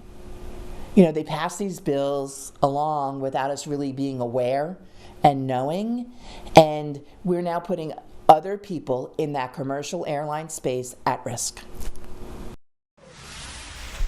All right, that was that interview with Deborah Epstein, the ex-wife of Ian Epstein. And again, tonight at 9 p.m. on WCNC Plus, DC Collision 1 year later, exclusive interview with the Epstein family. Join us tonight at 9 o'clock. We'll be right back in just 2 minutes.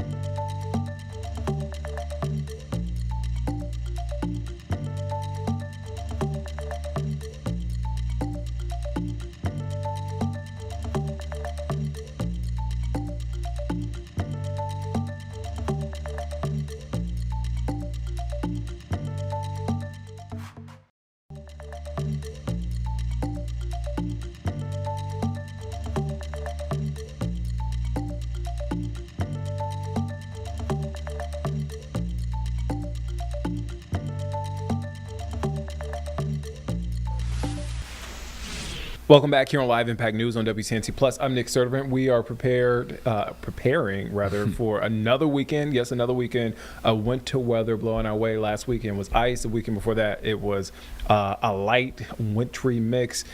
This weekend is a good chance for snow. Just snow. That's pretty rare here in the Carolinas. Just snow. But here we are, a couple of days out, and that's what we are expecting. Should be easier on electricity and power crews this weekend. WCNC Charlotte's Walker Lawson here in studio. You got a chance to speak with Duke Energy.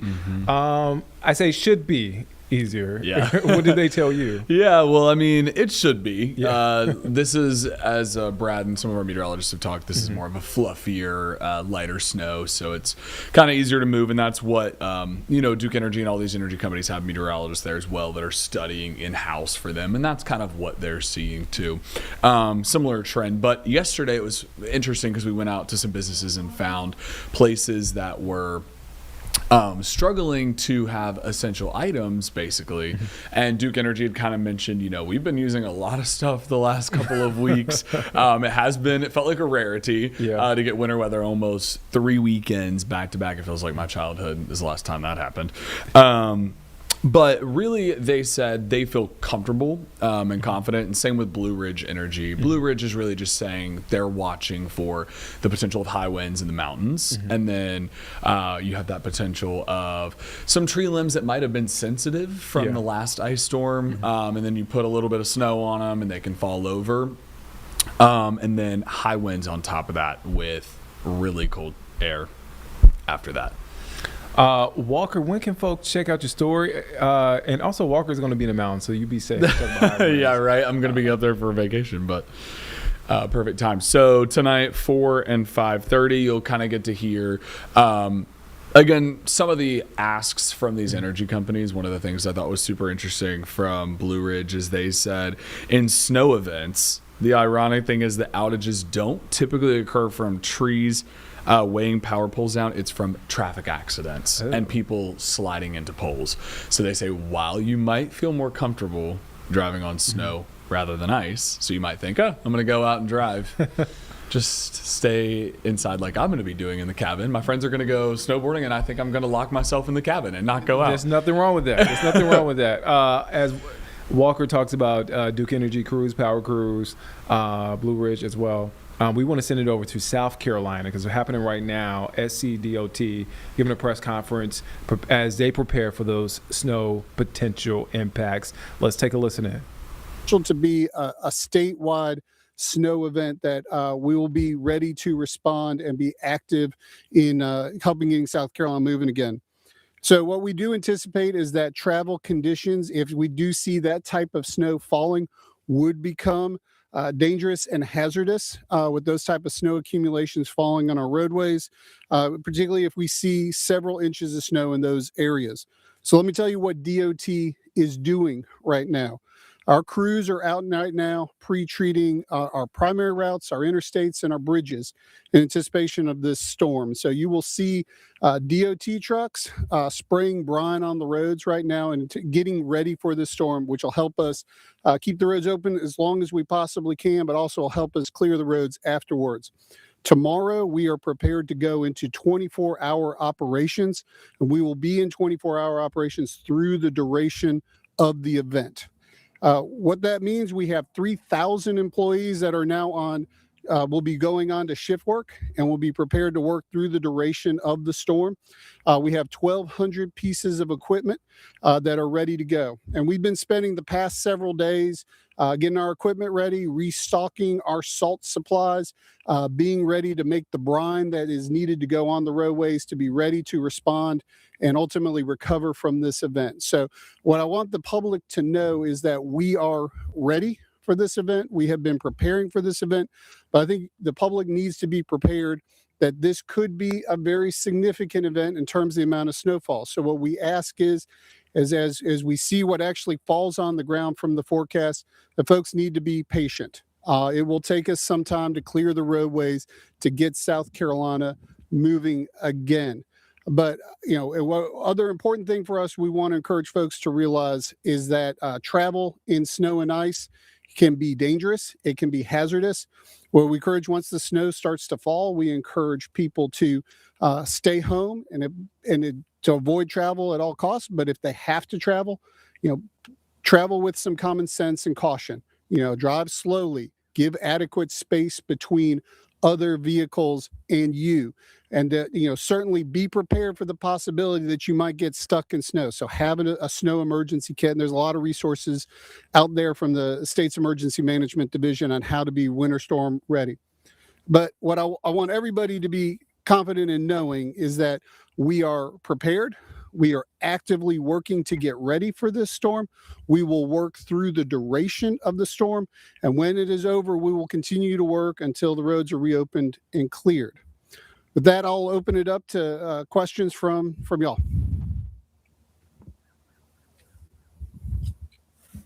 Hi, are there any specific roadways in Richland County that people should be mindful of that might take the longest when it comes to this weather? So let me just kind of talk about our order of not only how we pre-treat, but then when we actually start clearing the roadways, we'll be focused first on our interstates. So that'll be I-20, I-26, I-77.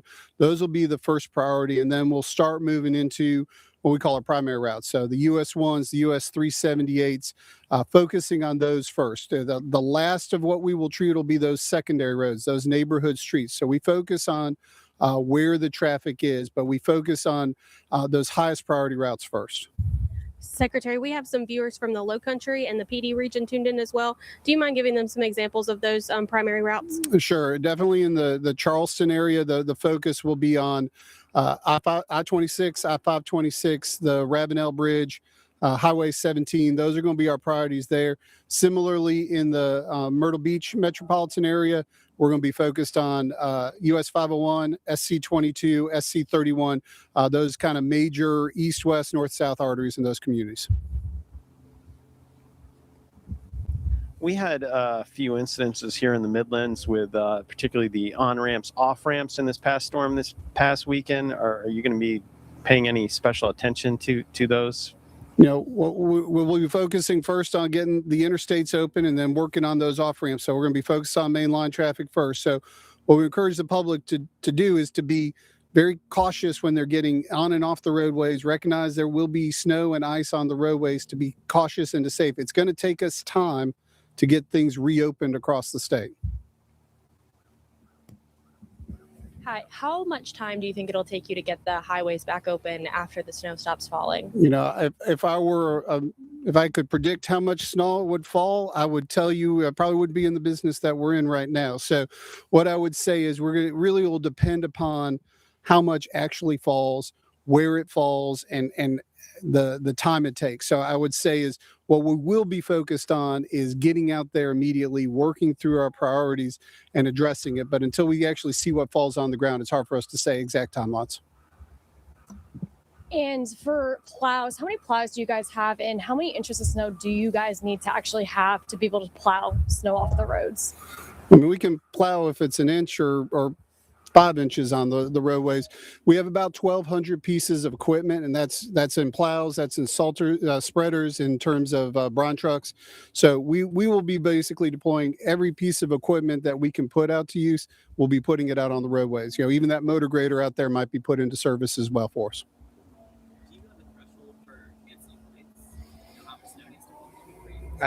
So we don't have aviation, so I would have to defer to the airports. So that started this morning. So we're already out there. So what I would encourage people is you're going to see our brine trucks, particularly on our interstates and on major highways across the state. You know, encourage you all to give space to them so you don't get sprayed in the process, but also allow us to do our operations safely and protect the employees. You know, we've got 3,000 employees that have been working round the clock for this one. Will be the third storm weekend that they've worked a storm. So they are working hard on behalf of the people of South Carolina. And sir, are there any tips that you could give to viewers as far as how to prepare their vehicles maybe while being on these roadways if they do have to, travel during the weekend? Obviously, check your fuel, check your tires. Make sure that you have equipment for de-icing, a scraper, things like that.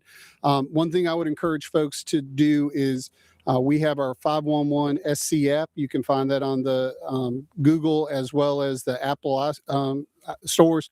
That gives you real-time traffic information on what's going on across the state. It also has the traffic cameras, so you can rely upon that and have a lot of information at your hands.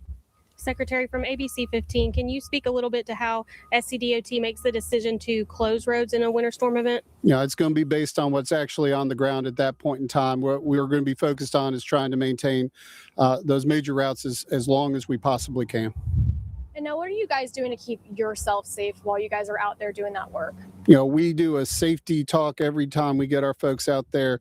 We're making sure that they have the right equipment, making sure that folks have been trained. This is not the first rodeo for these operators in terms of being out and being out in winter weather. These folks are professionals and been able to go through this before. And so, but what I would encourage though is the public to make sure if you see a plow out on the road, if you see a brine truck out on the road, give us space. Let us have the room to do the work that we need to do to get the traveling public safe and secure for themselves.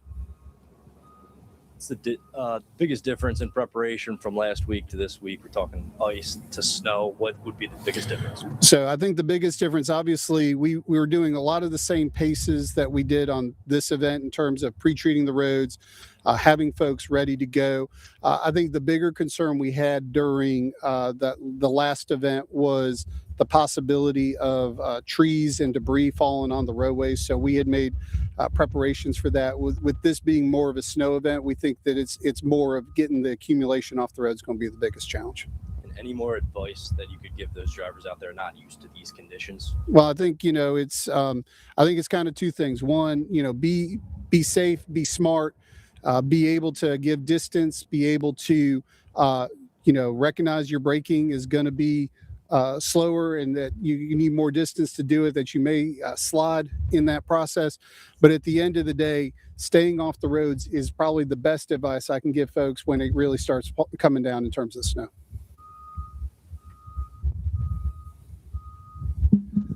Once a road has been treated, approximately how long is it considered, working the brine? I mean, this is a slow-moving storm. Are roads going to have to be retreated, or? I would anticipate that we're going to be making multiple passes in terms of applying multiple layers of brine through things. Again, it's going to depend on what actually falls, but what we will do is we'll keep at it, again, working our priority of the interstates, primary routes, and then getting into the secondary system from there. One last question from the live stream is how we work together at SCDOT with local governments during a storm. Sure. So no, we take a lot of pride in South Carolina being Team South Carolina. So we work closely with our partners at the Highway Patrol, National Guard. All of us are going to have Emergency Management Division, all have a role and a part to play in it. We have relationships and agreements with local governments. So oftentimes they will step up and assist us and vice versa in terms of sharing brine and supplies, but also plowing roads together. What would be the biggest operational challenge here in South Carolina to prepare for these weather events? I mean, I think it's, we're in South Carolina. Folks come here for the weather, not necessarily for snow and ice. But so, it's not something we deal with normally. We do have the infrastructure to deal with it, but we're not Buffalo, New York in terms of what we have to deal. So we'll be ready to deal with it. Our folks are experienced and prepared, but know that it's going to take a snowfall potentially in the multiple inches, 6-7 inches is going to take us a little bit of time to work through. All right.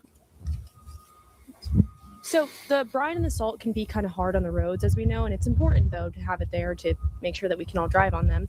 But with so many multiple storms back to back, are you worried about the condition or the impact that this will have on the roads? I think my biggest concern is making sure that the people of South Carolina are safe, and so we'll apply what we need to do to make sure that the traveling public is safe. Okay, I think that's all the questions I've got from the live stream, and are we closed out here? All right, thank you very much. All right, thank y'all. Appreciate y'all coming out.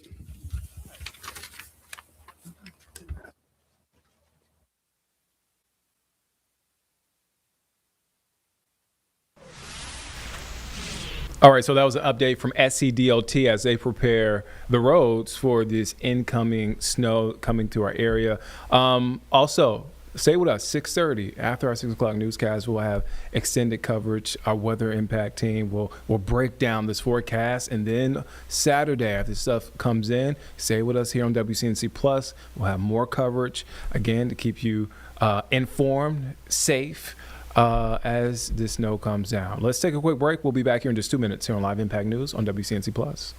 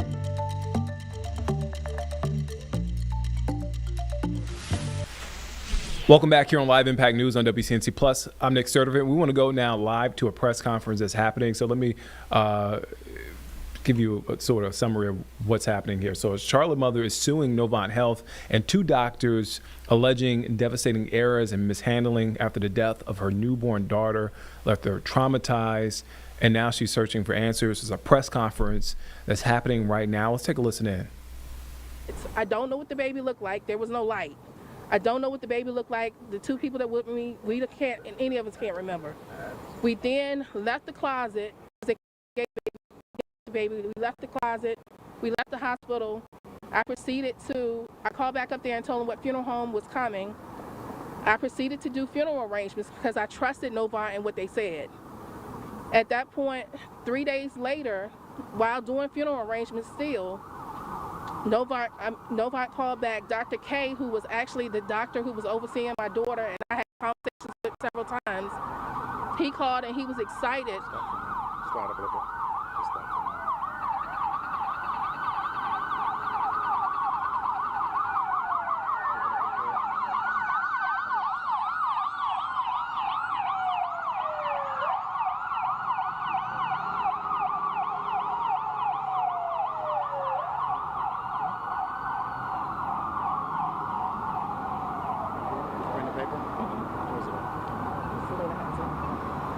He then proceeded to tell me how well Legacy was doing. He told me who he was and then told me how well Legacy was doing.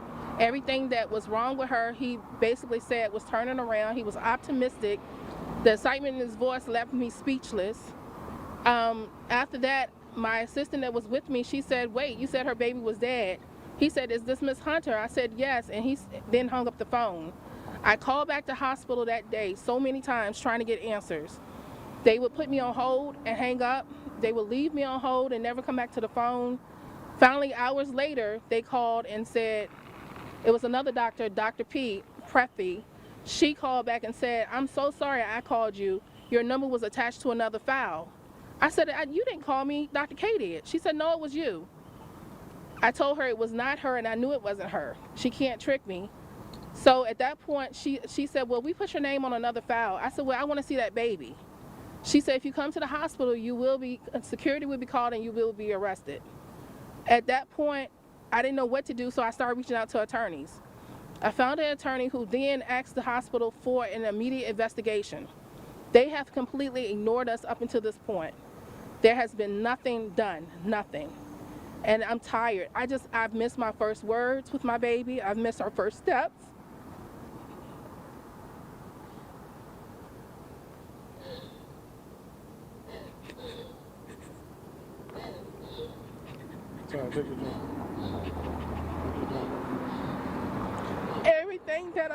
Every milestone that mothers get to experience, I have missed. She's the only child I would have physically had. And I just want my daughter. I just want answers. I want to know what happened. Let me have Mom just step to the side, and I'm going to bring in community activist John Barnett. Now, John Barnett, what do you see wrong with this case? Thank you all for being here. I literally ain't been home. I just came here straight from Louisiana. I'm glad I made it. But there's about 7 smoking guns we want to make sure you all know about. Number one, I think something that's very compelling is that she didn't even think she could get pregnant. Let's deal with the mothers. We got a lot of mothers out here. So let's deal with the mother effect. She didn't even think she could get pregnant, and she gets pregnant. So imagine her joy that she had knowing that she's getting ready to have a baby. Now we have ultrasounds, first red flag. We got ultrasounds, we got pictures to prove that this was a girl. That's the first problem. Number 2, DNA. Now to know that she did DNA of this baby with this, and she paid for it, with the skin and the nails after this baby was given to her, it came back unconclusive, which means the baby's not hers. It's the first problem. Second problem, rather. Number 2, it's a male. We have ultrasounds that it was a girl. Charlotte Observer, thank you. You ran this story 3 years ago. 2002, I think. Well, last year? 2024. Had the baby in 2002. So thank you because you ran the story and it just stayed there. Nobody entertained it. And it's mainly because she didn't do what we did today. Now what we're doing today helped my client last couple months ago in Atrium Health. I got to give a shout out to Manila, who's fighting for her life, stay alive in Gaston County. And because of what the blessings behind your cameras is that she's been waiting to go to court since March of last year. We do a press conference in front of the hospital, which means I just left Louisiana fighting for some people to get their land back, and I'm in front of a hospital, which I'm thinking now, is the hospital just like the police department? Should I say crooked police departments? They deal with people with kidnapping. Yeah. We got baby, hypothetically speaking, being kidnapped. Yeah. They stealing organs. Y'all don't want to know how many calls we've gotten after we posted this story. Mothers calling me saying John, they took my baby's heart out, and then they put the heart back in, and the heart is in my child. Oh, wow. I mean, the stories go on and on and on. So Novant, we're opening up. We tried to meet with you all. The lawyer sent a letter trying to meet with you all. We try to first come at a table of peace. And after a table of peace, the fifth step of civil rights is direct action. Let me go to the third bullet. The third bullet is that she's got a lawyer because we said, do an investigation. Let's try to figure this thing out, Novant. Novant's response was silence. Fourth bullet, which is one that makes me angry. There's some notes that we have that says that the attorney is a white female and the mother is black and uneducated. And that's probably why I took this case. You have a BS degree, correct? Yes. Johnson C. Smith. Shout out to Johnson C. Smith. So now you're labeling it. Now I see a little bit of discrimination based on race. And so today, fifth bullet, she called me last week. We got 7 days. And I'm reminded in the Bible, if anybody knows about scriptures, that at the last minute, Meshach, Shadrach, and Abednego goes in a fiery furnace. And they didn't know if there was any hope. And yet, they was saved from that fire. There's times where Jonah is in the well, and he's sitting there, he's in the well for 3 days, and all of a sudden he escapes out of the well, and he goes and he preaches in Nineveh. Well, she only had about 3 days. And I've been calling lawyers, Jesse. I've been calling lawyers. I called about 8 lawyers. And just within the hour, God good, ain't he? Yes. I get a text from attorney Pam Hunter, who said, John, I'm tired, I done filed, and we good to go. Just 20 minutes ago. So now what does that mean? That means now Novant, since you ignored this sister, since you ignored me, since you're ignoring an attorney, I don't know where she is, but she's a blessing. What's your attorney name? Christian King. Christian King, I don't know where you are. I know she's having some health problems. She fought, and she's not even a civil lawyer, y'all. I think she deals with embezzlement. But even she's seen something was wrong. And as I said before, WCNC, if something looks like a snake, if something crawls like a snake, and something acts like a snake, it must be a what, y'all? A snake. It must be a snake. So today we're exposing snake-like activities. I'm appalled at the fact. I got mad when they said uneducated black woman. Uneducated black woman. Who made those notes? What do I need to do to initiate another demonstration at this hospital? Do I need to tell people not to come to Novant? Because I just told them a couple months ago from Manila, don't go to Atrium Health. If we don't get a court date, I'm going to tell black women in Charlotte. And I ain't got a big voice, but I got a little voice. And I'm passionate about what I do. And I told them at Atrium Health in front of that hospital, just like we're standing here, y'all. And I told them, I'm going to encourage people to come to Novant. Candidate who's our lawyer, former presidential candidate, John Edwards, and said, let's get a court date on the docket. Let's hurry and get a court date. Now, the mother hadn't heard from Atrium Health from March to November until we did what? Direct action. I don't want to do this. It's embarrassing. I wouldn't want to have a store or a candy store, and they got cameras outside, so it's embarrassing. But when you don't respond to us, when you don't respond to this mother for 2 years, shame on you, Novant. When you don't respond to me, wrong problem. Now you got to respond to the lawyer in federal court because we just filed today, sucker. And we ain't playing games. I'm telling you we're not playing games. These messages I got from these mothers in Novant has disturbed my spirit. And that ain't a good thing. I seen Reverend Sharpton mad once, my mentee. I'm a mentor, rather. And I never seen him angry, but he got angry. I heard Malcolm X got angry one time when a black man was beaten by the police in California. Well, today, these tears don't lie. The ignorance of this lady for 3 years don't lie. And 3 is a good number. Because in the Bible, 3 is a good thing. right? Meshach, Shadrach, and Abednego was 3 of them, right? Right. Jesus rose on the what? 3rd day, right? Paul was blind for how many? 3 days, right? So today, time is up, Novant. I bet you go call us now. And I ain't even booked her for Roland Martin yet, because I got to book Louisiana first. But she's next in Roland Martin's list of 2-minute subscribers. All I have to do is just shine a light. Reverend Sharpton said if there's roaches inside of a house, John, you turn the light on. What happened to those roaches? They scatter. So I don't bite my tongue, Novant. We had to do it. I didn't want to do it, buddy, but we had to do it. We had to come out here. I had to text Jesse at 6 o'clock this morning. I text Gina Esposito. I text everybody and their mama. And I said, thank you for coming out today, because this ain't for me. I care not about these cameras. I care about this lady getting justice and closure. Where is the missing baby? Right. Is it that they hid the other baby or gave it away? So they won't have a double lawsuit, y'all? Let's just treat the black woman any kind of way. And how soon we forget the Tuskegee experiment, where they injected syphilis in the veins of black people. And y'all think the people that injected the virus, I wonder where are their kids? I wonder where are their grandkids? Are they in here? Think about that. People ask, who's the next Malcolm X? Who's the next Dr. King? No.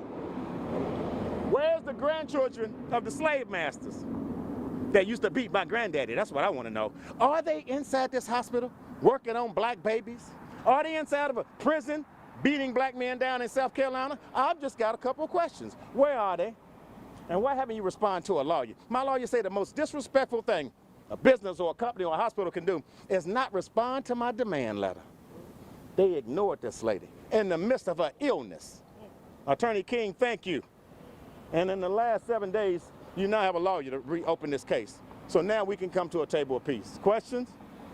Yes, I have a question for the mom. As an American woman, let's just start there. As an American woman, what does this say to you that you voted correctly? Yes. What political party did you vote for? Democrat. Democrat. What do this say to the American people? And I'm going to mention the Democrat Party. What would you say to the Democrat Party? I would say this is still not fair. A lot of things still aren't fair. This is just one example of what's not fair.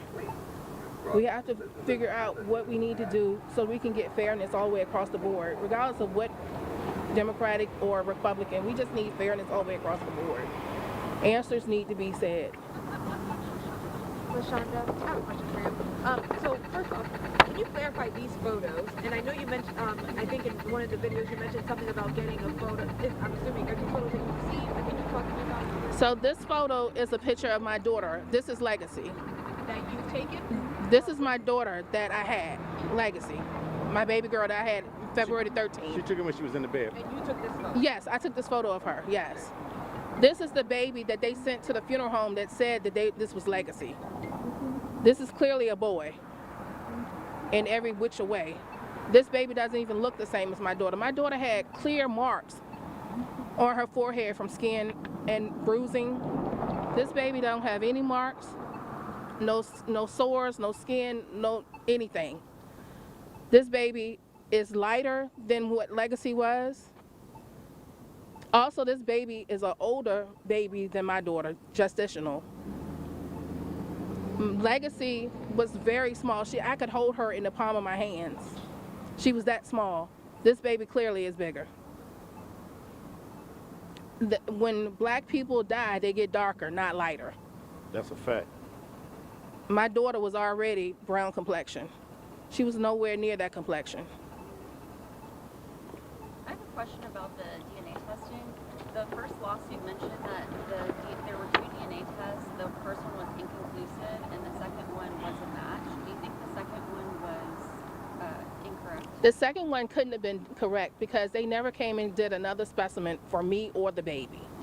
I had to sign for it, number one. I didn't sign for a second one. They did tell me they were going to come out and do one, but they never took another specimen from me nor from the baby again. So I don't know where they got the testing from. The hospital was the one who asked for it. Novant asked for a second test. I don't know what they did, but I never took a second DNA. And let me give you the CSI conspiracy on that. She has the DNA, say the baby's not hers, correct? Yes. The lawyer maybe didn't know she needed to tell Novant this. My client has processed the DNA. Novant says, we want a second one. When they process the second one, y'all, the reference number that's on this medical file on the first one that says unconclusive is the same number on the new one. By law, every time a DNA is taken, whether it's 10 times or 2 times, you have to have another number with it. They give it you cannot a new, be the that's same right. number. They give you a number. new reference number. And all of the numbers are the same. So it was like photocopy. And she asked the lady, what's the deal with these numbers? The lady said, I don't have a clue. The woman that works in the DNA office. I don't know how this happened. You see these little snakes that needs to be exposed? And guess what? If she's wrong, and if this baby is hers, we'll go home, get some Starbucks and talk about the memories. But if by chance they are ignoring us, and they're not responding to calls, Charlotte Observer, and they're not, how you not respond to a front page? Charlotte Observer says that they have 1 million viewers. How y'all not ignoring that? I would at least respond. Send a spokesman out here. Send a nurse out here. Send in the cleaning department out here. Anybody. At least respond. So by not responding, that means you're hiding something. And if not, sit down with us at a table of peace. I got another question. Hold on. Go ahead. Can you talk about the new lawsuit and what else is included in that new lawsuit? So a lot of it is still being amended, but a lot of it is going back from day one, even when I was. All right, so that is that Charlotte mother there having a press conference speaking about that lawsuit against Novant.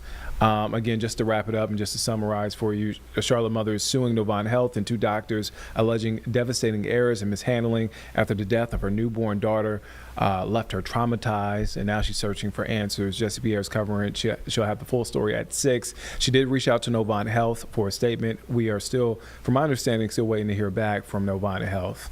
All right, let's go back. Let's go to break. We'll be back here in just 2 minutes here on Live Impact News on WCNC Plus.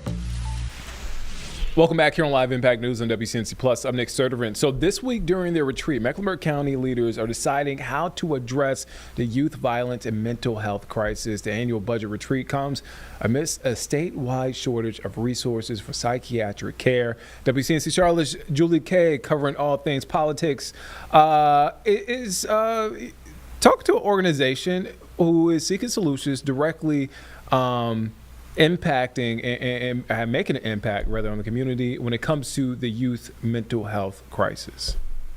Yeah, Nick, absolutely. And I feel like I talk a lot about government issues and shortages that we have. This is one of the rare occasions I get to talk about someone doing something well. So this is Youth Villages. It's a nationwide nonprofit. They operate in many different states, working with at-risk youths in different capacities. But their office here in Charlotte is really interesting because they are kind of tackling head-on that psychiatric bed shortage, the resource shortage when it comes to, nurses and people that actually operate those beds. Something that we've seen addressed multiple times now at the state level, and we have a new committee working to address shortages within not just the mental health resource area, but also how that interacts with the justice system. But the way that they operate here, particularly with youth, is they have something called the Intercept program. So it's an effort essentially to keep kids in their home as long as possible.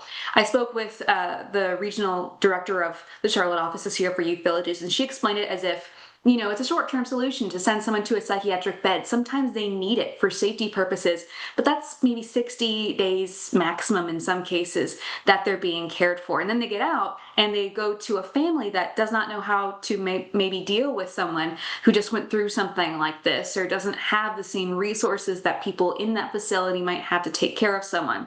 So the Intercept program that they have based out of here is working with the entire family to come up with an individualized program that works for the youth that is at risk, as well as the siblings, the family, getting that whole dynamic together to hopefully keep the family together as long as possible. That has benefits, of course, in other ways to not split up families when they're going through something like this, but also in turn, it helps with that resource shortage when it comes to the county level, the state level. You mentioned the county retreat. That was a big chunk of yesterday. I talked a lot about housing with you yesterday, but the afternoon portion was talking about youth mental health and how that interacts with juvenile justice system, which is a huge overlap, and pretty much every expert they had on that panel agreed that that is kind of the missing piece here is mental health resources and how do we connect youth to those. So this is a nice piece to, find solutions, find how people are actually finding these solutions without maybe some of the resources that would be nice to have at the government level. But that's not to say that, the county and the state aren't working really hard to try and figure that out as well. And it sounds like these are both recent developments too. We're having recent meetings in Mecklenburg County and at the state level. So hopefully some more news will come shortly as well. All right, Julie Kay there live for us. Julie, before I let you go, when can folks check out your story? 7 p.m. All right. See you then, Julie. Thank you for your time. Let's go to break. We'll be back here in just 2 minutes here on Live Impact News on WCNC Plus.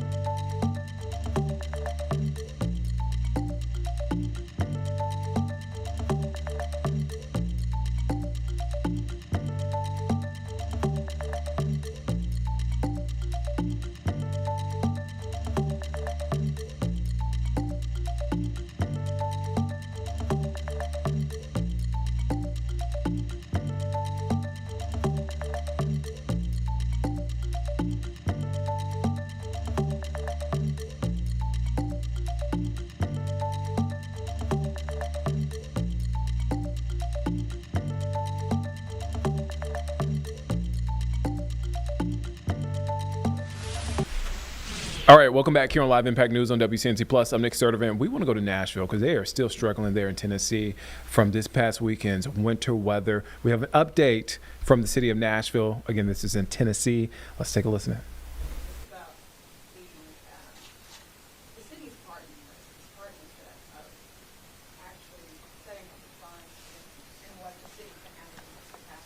Yeah, we've done this multiple times before, Karen, where we've had recovery funds for previous disasters. And Eric, I might let you talk about how the United Way Community Foundation kind of aligned to create these funds and make them available.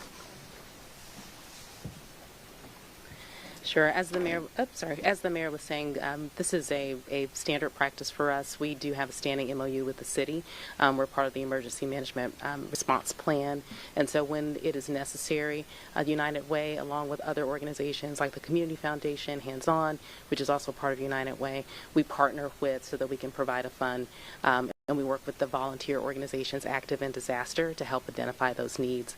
That's a collective organization of multiple nonprofits across the city, about 50 plus, and they have boots on the ground.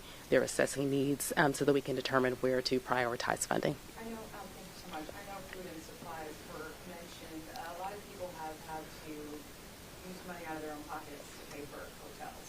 Mm-hmm. And I know it sounds a little bit far-fetched than just, than what you think, but I mean, there's a lot of people that are dishing this out on their own.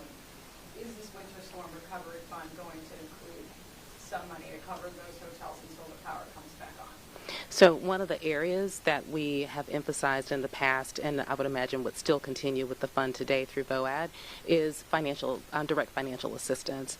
So we have a number of nonprofit partners that work in this space. And so for individuals who are experiencing exactly what you've said, there's a pathway forward to receive that kind of assistance.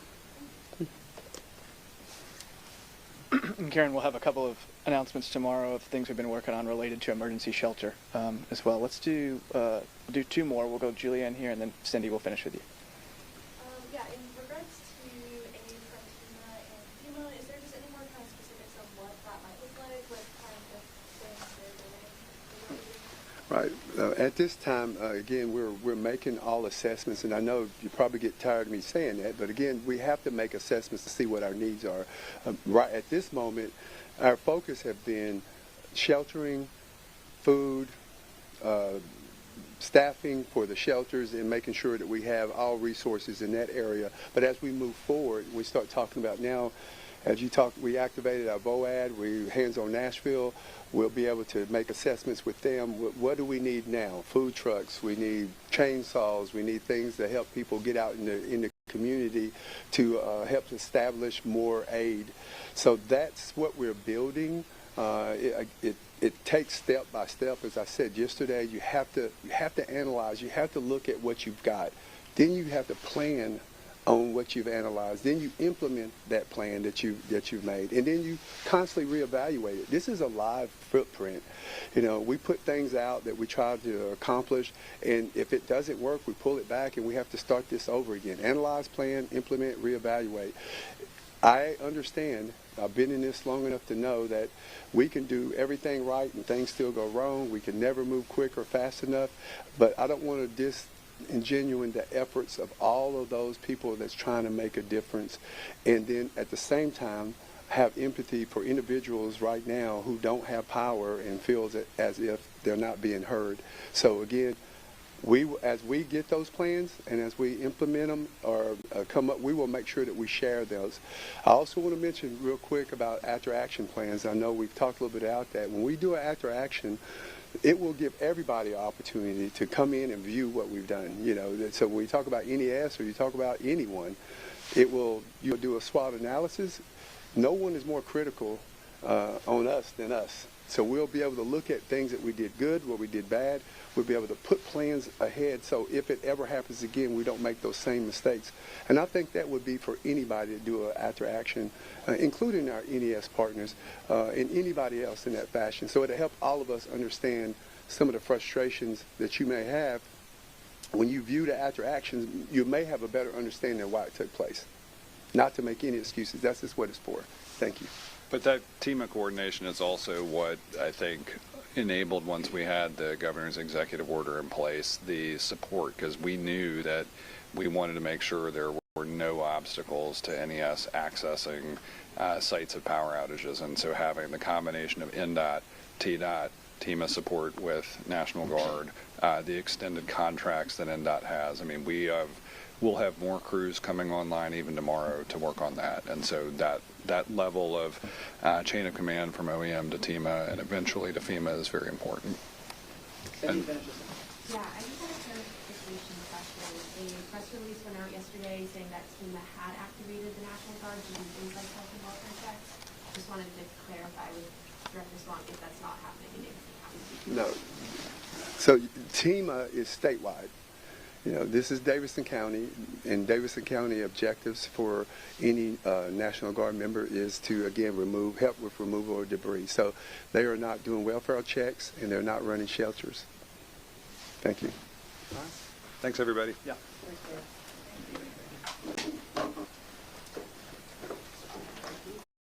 All right, so that is the latest from Nashville, Tennessee. Again, as that city and frankly, the entire state recover from this latest round of winter weather from over the weekend. Let's take a quick break. We'll be back here in just 2 minutes here on Live Impact News on WCNC Plus.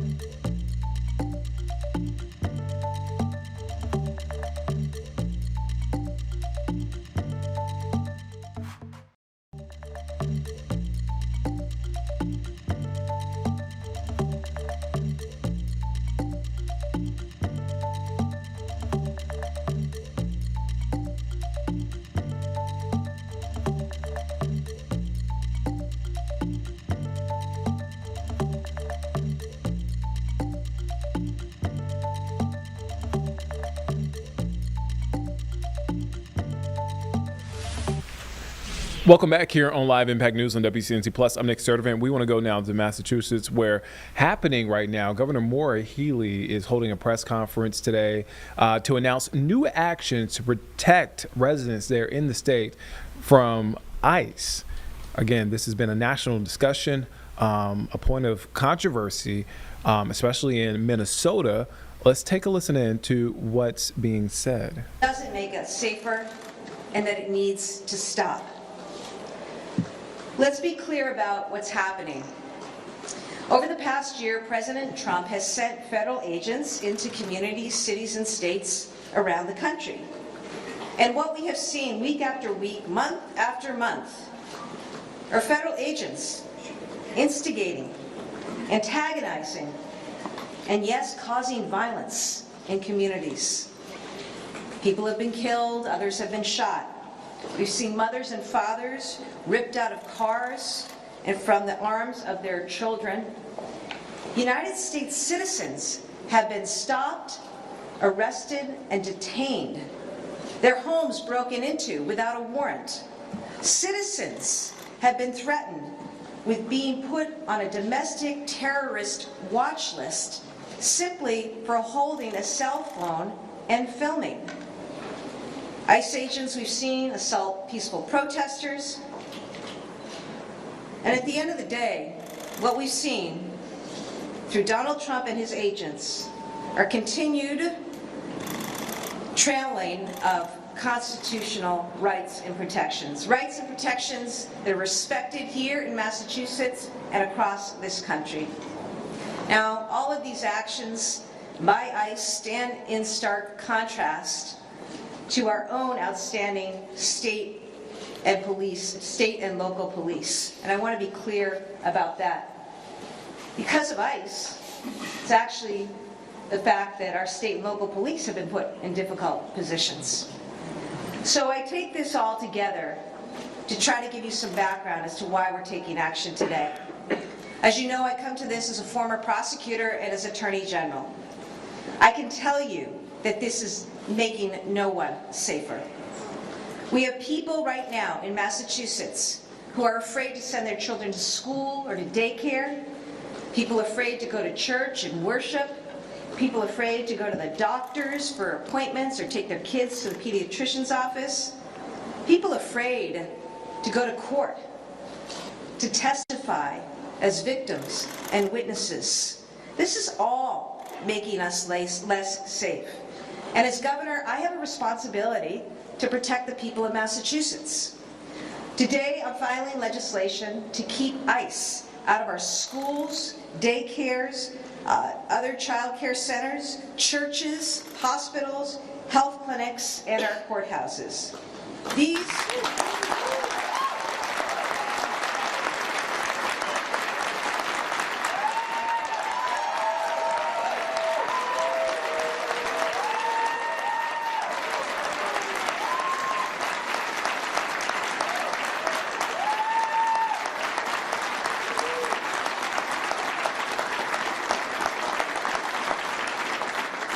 These are all places where people go and expect to be safe.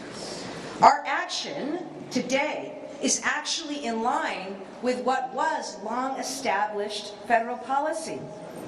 It used to be that federal agents and partners in law enforcement recognized those sensitive spaces, and they in fact used to designate them as sensitive locations that were protected from enforcement action. Now, the Trump administration threw out that common sense policy at the start, on the very first day of taking office, in fact, and made the way for what has been extreme and downright un-American tactics. Their goal has been to intimidate and to instill fear, and that's what they've done. And we're here today to restore trust in government. You know, I look at our schools in Massachusetts. Enrollment has declined, most significantly in immigrant communities, with record drops of over 5% in Chelsea and Everett. School leaders will tell you in no uncertain terms that this is directly tied to Donald Trump and ICE. We need families to trust our schools and to be able to send their kids to schools and to daycare. Churches. Under the Trump administration, churches and places of worship are now seeing parishioners afraid to come and worship and pray. At a time, by the way, where a lot of people are understandably and rightly turning to God for comfort and support. The Trump administration is actually standing in the way of religious freedom in this country, and we're going to stop that here.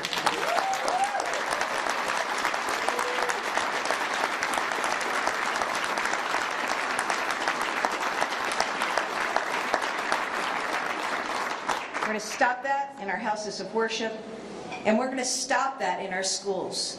because families need to trust that schools are safe for their kids.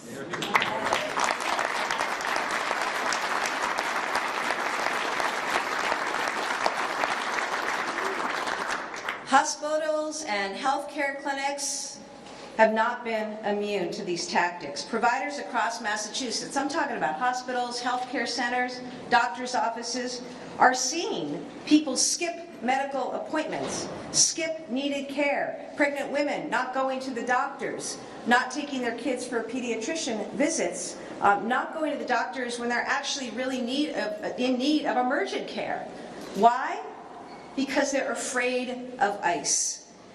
We have people who are afraid to visit their parents in a nursing home because of ICE. That's just wrong. We're going to stop that here in Massachusetts. It's absolutely unacceptable. We're going to protect and keep safe our healthcare spaces. Now finally, courthouses. Judges are telling us that ICE's presence is keeping away victims and witnesses.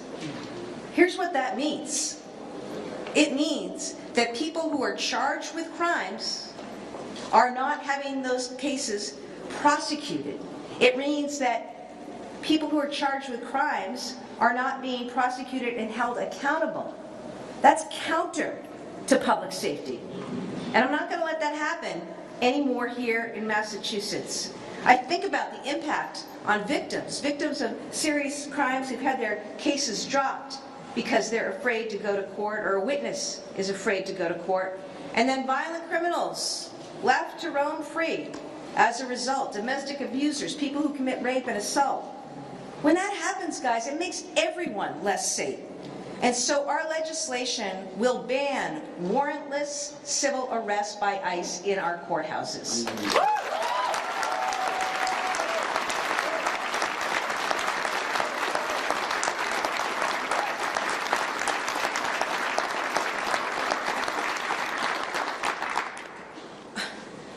Our legislation will also make it unlawful for another state to send their National Guard into Massachusetts without the permission of this government. You know, you've seen this. Donald Trump sending Guard troops into Chicago and Los Angeles against the wishes of state and local officials. These deployments of the Guard, they drain resources. They take members of the Guard away from their important duties, both their day jobs and their need to be ready for actual emergencies and disasters and needs in their state. This hasn't made anyone safer. It's a dangerous development, and we're going to do everything to stop this from happening here. Our bill will also allow parents to prearrange guardianship for their kids in case they're detained or deported. And I am really sorry to even have to utter those words. But at the end of the day, we've seen here in Massachusetts and around this country, littlest kids taken away from their parents, left alone or in the care of maybe a neighbor, maybe the state. It's wrong. So in the interest of protecting people in Massachusetts, we're going to make it easy for parents to take the step of guardianship in the event, the tragic event, it's necessary for their family. In addition to filing legislation, I'm also doing things that will take effect immediately. I'm signing an executive order today to protect our state and state resources from ICE. That includes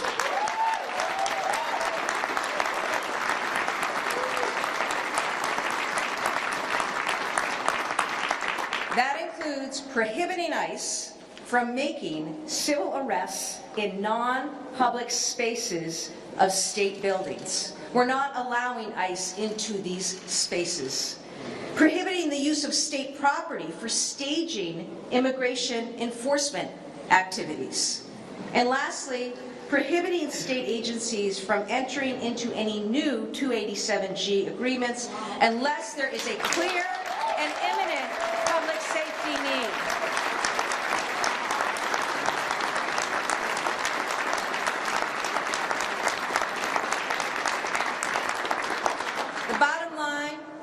is that Massachusetts is safer when residents can trust their government when they go to report crimes or get services. And we are trying to restore that trust today. What we're doing today in Massachusetts is standing up to an agency and an administration that are out of control. But we're doing more than standing up to and against something. We're also standing up for something, right?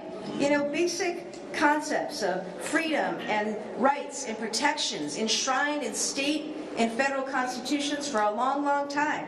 We're standing up for our immigrant communities who are a part of the fabric of our communities and contribute so much to our culture, to our economy, to who we are. We're standing up for public safety and for education and health care and the ability of people to freely practice their faith. We're standing up for the liberties that we hold dear and for the protections we deserve in the places where we go and need to feel safe.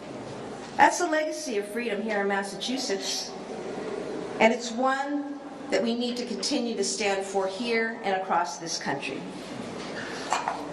My job as governor is to keep the people of Massachusetts safe.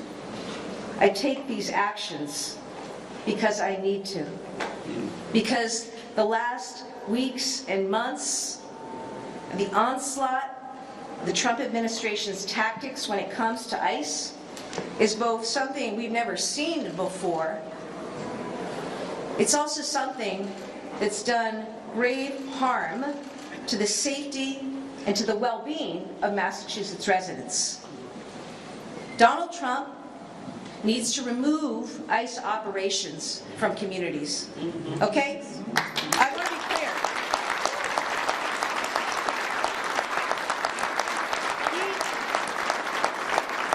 I want to be clear, okay? I think I have my bona fides as somebody who went after some pretty bad guys, okay? ICE is supposed to be doing its job, protecting our borders, right? They have a job, which I support that mission. But that's not what they're engaged in right now. So I say Donald Trump needs to bring everybody home, bring them out of these communities, right, until they fix that agency. And they stop. And they stop the lawlessness, the chaos that we're seeing and people being shot on our streets. You know, I woke up this morning, I saw a post. 90 miles up the road in Portland, Maine, an ICE agent taunting a woman who was simply there filming with a cell phone, telling her he was taking her picture, took a picture of her license plate, took a picture of her, and she was going to go on the domestic terror watch list for exercising First Amendment rights. Are you kidding me? So this is where we are, sadly, right now in this country. I don't take these actions lightly. I take them out of necessity, okay? Both in respect and to honor my obligations as governor to protect people, and also because I swore an oath too.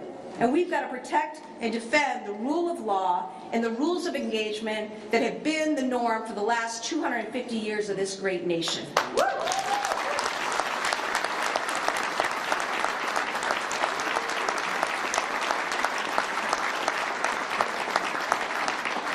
And finally, I'll say this. It's not just about changing people out, though I've called for Kristi Noem to go. She had no business being there in the first place. Greg Bavino to go. Okay? That's not going to fix this. Donald Trump needs to take action himself to change what ICE is about and what they are doing. And if Donald Trump, in this moment, when so many people are feeling a trauma and an antagonism and a fear and an anxiety, and no, this isn't right. If he doesn't act, then Congress needs to act and step in now and fix this. And in the meantime, we're going to do all we can to protect the people of Massachusetts. Thank you, and I'd now like to invite Senate President Spilka to the podium.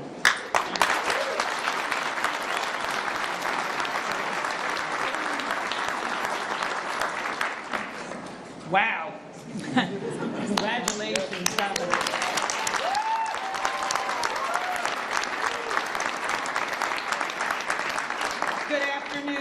I'd like to begin by thanking Governor Healy and the Healy-Driscoll administration for bringing us together today. Look around you. Look at all of your wonderful faces and your desire to see this happen and your excitement, unfortunately, the need to have this happen. But what we have witnessed on the streets of Minnesota, of Maine, and so many other parts of our country in recent weeks has been enraging. Masked individuals are ripping apart families with no warrant, no due process, shooting and killing a mother and an ICU nurse with the Department of Veterans Services. American citizens murdered in broad daylight on American streets. One victim was simply driving. The other was exercising his constitutional right to protest his government. These actions, as the governor acknowledged, are not any legitimate public safety, as Trump states. They were acts of intimidation carried out by individuals who have been empowered to enter communities with the sole purpose of inflaming fear and sowing division. In April, I said on the Senate floor that these actions, unfortunately, echoed those my grandfather experienced in Poland more than a century ago, and experienced by others throughout Europe that led up to World War II, and unfortunately have been experienced by others from other countries during our history.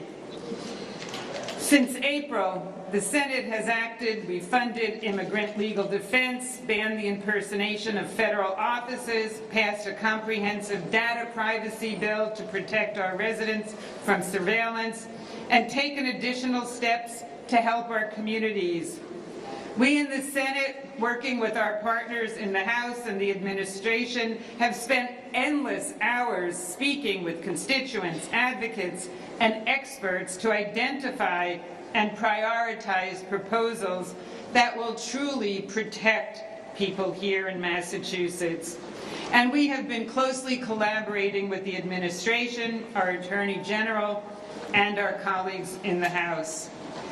I want to applaud Chair Friedman and our colleagues in the Steering and Policy Committee who are leading the Senate's Response 2025 initiative, along with Senators Comerford, Cream, Brownsberger, and Payano. Our Judiciary Chair, Senator Edwards, Public Safety Chair Cronin, Assistant Majority Leader DiDomenico, as well as the tireless efforts of Senators Gomez, Payano, Miranda, and Edwards. Earlier this week, we listened to the words of Magna Bader, a Holocaust survivor. The parallels between what her family experienced and what is happening to some of our families right now are chilling. And that word doesn't even capture it. Massachusetts must continue to act. Massachusetts will continue to act. Governor, I know we've had many conversations about this, and I welcome your partnership, your administration's partnership, and I want to go on record that the Massachusetts Senate stands firmly with you in these efforts. We are beside you.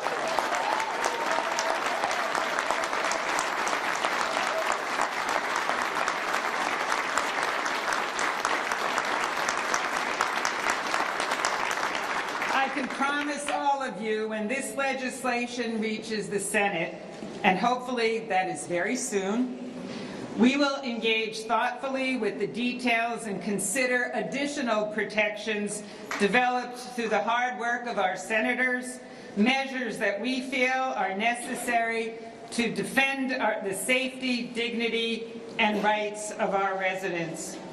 Let me be clear. The Senate will also do everything in its power to return these proposals to your desk for your signature soon.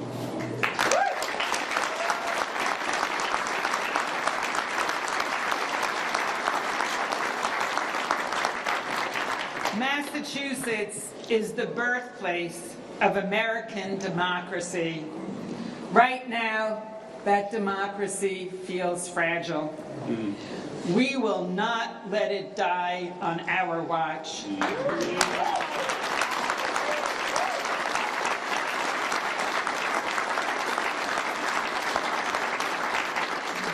Working together, we will continue to meet this moment, and we will protect our residents, defend our values, and continue to lead. Thank you.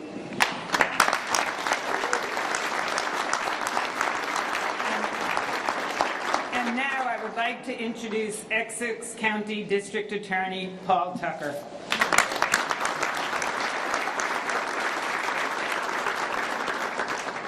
Thank you, President Spilka. And thank you, Governor Healy and Lieutenant Governor Driscoll. Thank you for your partnership and always keeping public safety across the Commonwealth as one of your top priorities. We're grateful. I'm here with some of my colleagues today, D.A. Hayden, D.A. Sullivan, D.A. Ryan, to give you an on-the-ground perspective as to what's happening with these ICE operations in our courts across the Commonwealth. These operations diminish access to justice, which diminishes public safety. Defendants have a right to due process. Witnesses have a right to offer testimony. And victims have a right to their day in court and be heard. The governor mentioned victims of domestic violence. I will add victims of sexual assault.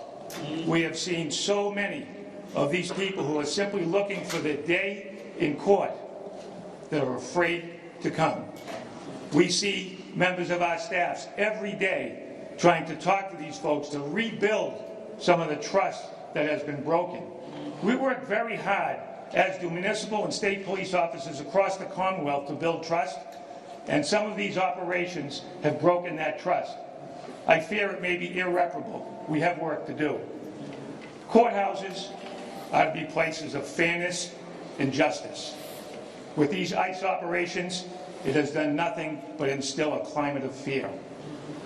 Public safety is enhanced by a strong, independent judiciary and a place, a venue, where people can go safely and be heard.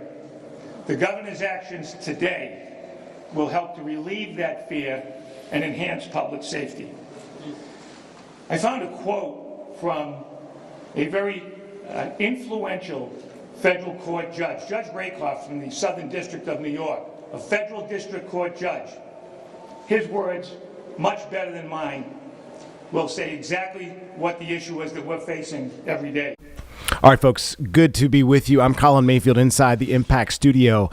We want to take a quick 2-minute break. We want to remind you, though, we are remembering the D.C. collision. 1 year later, we're going to have an in-depth interview tonight on WCNC Plus, 9 p.m., as you can see, with Mr. Epstein's family, the man, part of the Charlotte-based flight crew that went down over Ronald Reagan Airport. More to come here on WCNC Plus. We'll have the weather impact right after this.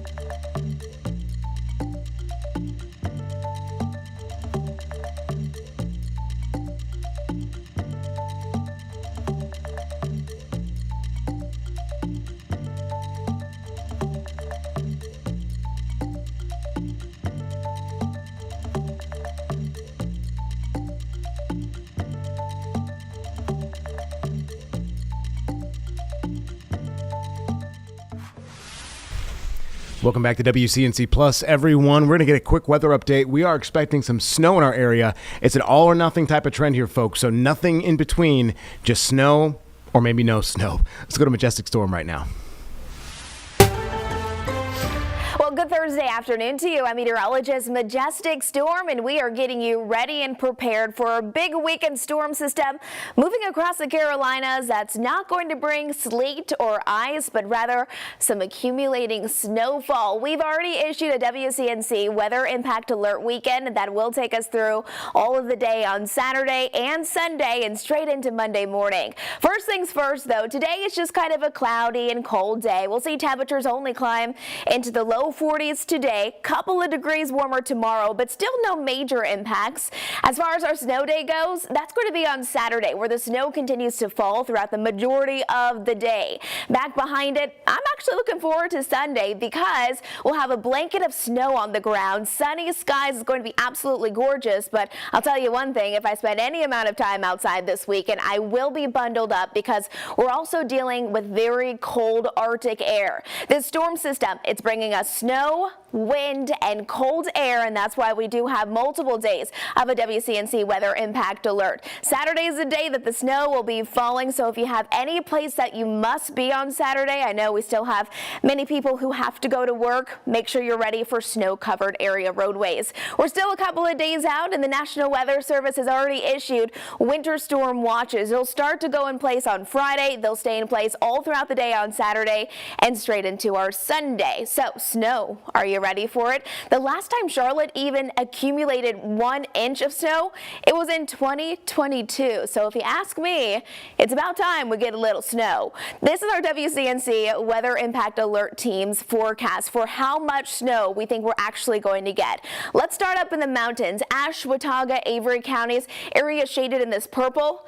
6 to 8 inches of snow. But hey, if you live in the mountains, you probably like the snow. I know all those ski resorts are excited for that. Most of our viewing area, though, 2 to 5 inches of snow, not out of the question. We're confident at least 1 inch of snow will accumulate. 2 inches would be that bottom half range. Up to 5 inches, though, the least amount will be well south of us. But notice 6 to 8 inches of snow for areas east of Charlotte, and that's where we could even accumulate higher totals. So right along I-95 and east of that. Let's walk you through our futurecast. So no problems today, and most of the day on Friday, we won't see much. I'm talking about here in Charlotte, but up in the mountains, you're going to start to tap into that moisture Friday afternoon, Friday evening, and then while we're asleep and waking up Saturday morning, plan to have your hot cup of coffee Saturday with snow falling outside. Here's 6 o'clock in the morning on Saturday. That snow is starting to fall, and this will take us through Saturday mid-morning and into the afternoon. So do you get my point? We're going to have a lot of opportunities, several hours for that snow to accumulate. This is even 5 o'clock Saturday night, and that snow is still coming down. It's not until 9 or 10 o'clock that snow actually comes to an end. It's not just the snow, though. It's also the wind, making it feel very, very cold. Plus, that drifting and blowing snow could be problematic. Some of those winds up in the mountains, I mean, exceeding 40 to 45 mile per hour wind gusts. Honestly, that's the last thing you want when it's already so cold out there. This is Sunday morning. Remember, the snow is already done by this point. We'll have sunny skies, but it is going to feel very cold. Sub-zero feel-like temperatures for so many of us, and dangerously cold conditions up in the mountains. A big drop in those temperatures, going from 43 degrees on Saturday to 20s on Sunday, and then early next week, I'm talking about Monday morning, that is going to be cold. Heading out the door, that is dangerous cold. This is why we do have a WCNC Weather Impact Alert weekend. Stay close to our weather team. We'll be covering all for you.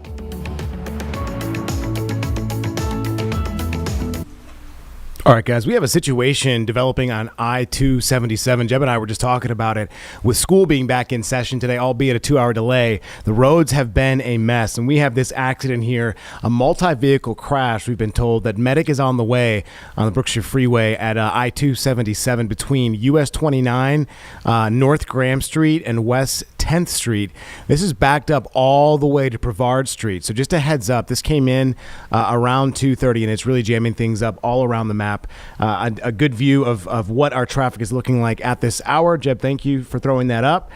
Probably your best route going to be to get off on Dalton Avenue if you can, and potentially head through downtown.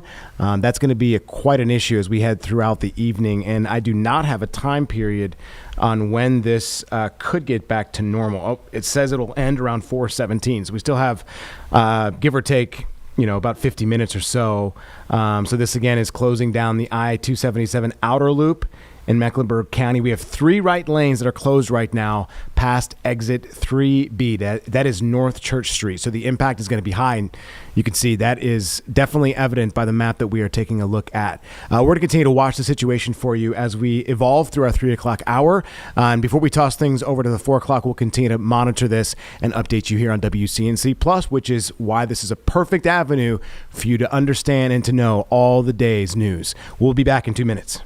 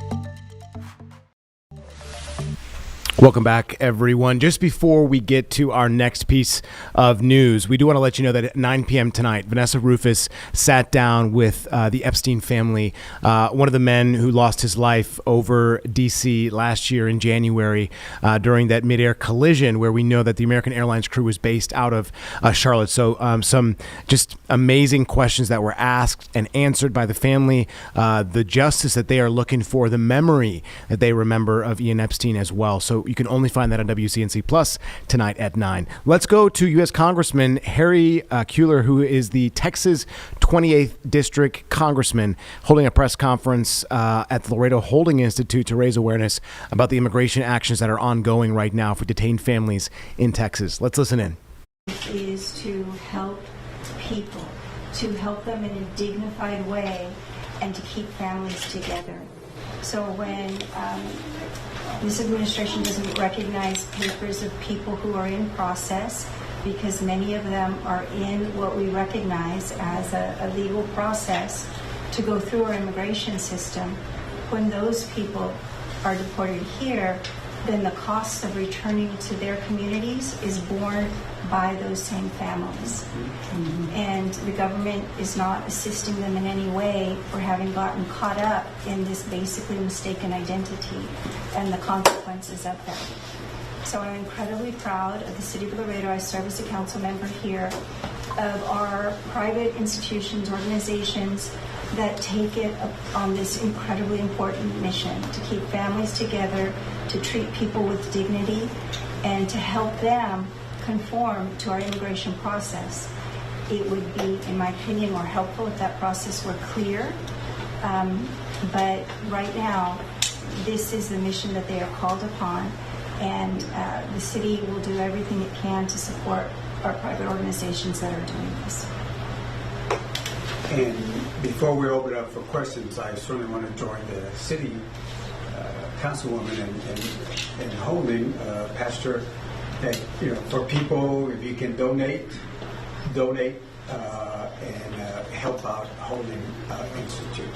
There's more things that we can talk about, but I'd rather just, if you don't mind, open up for questions. En español, en inglés, podemos hacer unas palabras en español o las preguntas. Vamos a comenzar en español. Las preguntas en español. ¿Qué tipo de donaciones están solicitando congresista Mike, pastor y regidora? ¿Cuál es la ayuda que están solicitando? Ropa, comida. De lo básico a pañales. Sí, siempre. Imagínate tu propio hogar. ¿Qué hace falta en tu hogar para hacer lunches en la noche, para la comida del siguiente día, pañales, wipes, cosas así? Y yo entiendo que hay gente que a lo mejor puede decir, pues yo me pongo la mano en mi bolsa y no tengo nada, pero bueno, pues una ración o si tienes un paquetito de colorines o algo así para los niños. Todos sabemos, y si no sabes cuánto vale un paquete de pañales, vale ya como $30 o más, $30 o más, o cualquier cosa, no lo hacemos fuchi. Cuéntame un poquito de este proceso. Había comentado que era como clockwork. Son llevadas a Dili, luego llegan aquí a Holding. Más o menos, ¿me puede dar una explicación de este proceso? ¿Cómo funciona? ¿Van a ir a corte? ¿Qué sigue? Ok. El proceso, primero, las personas que llegan aquí, los adultos tienen los ankle monitors. Los jóvenes o los niños no tienen ese tipo, nomás los adultos. Cuando salen de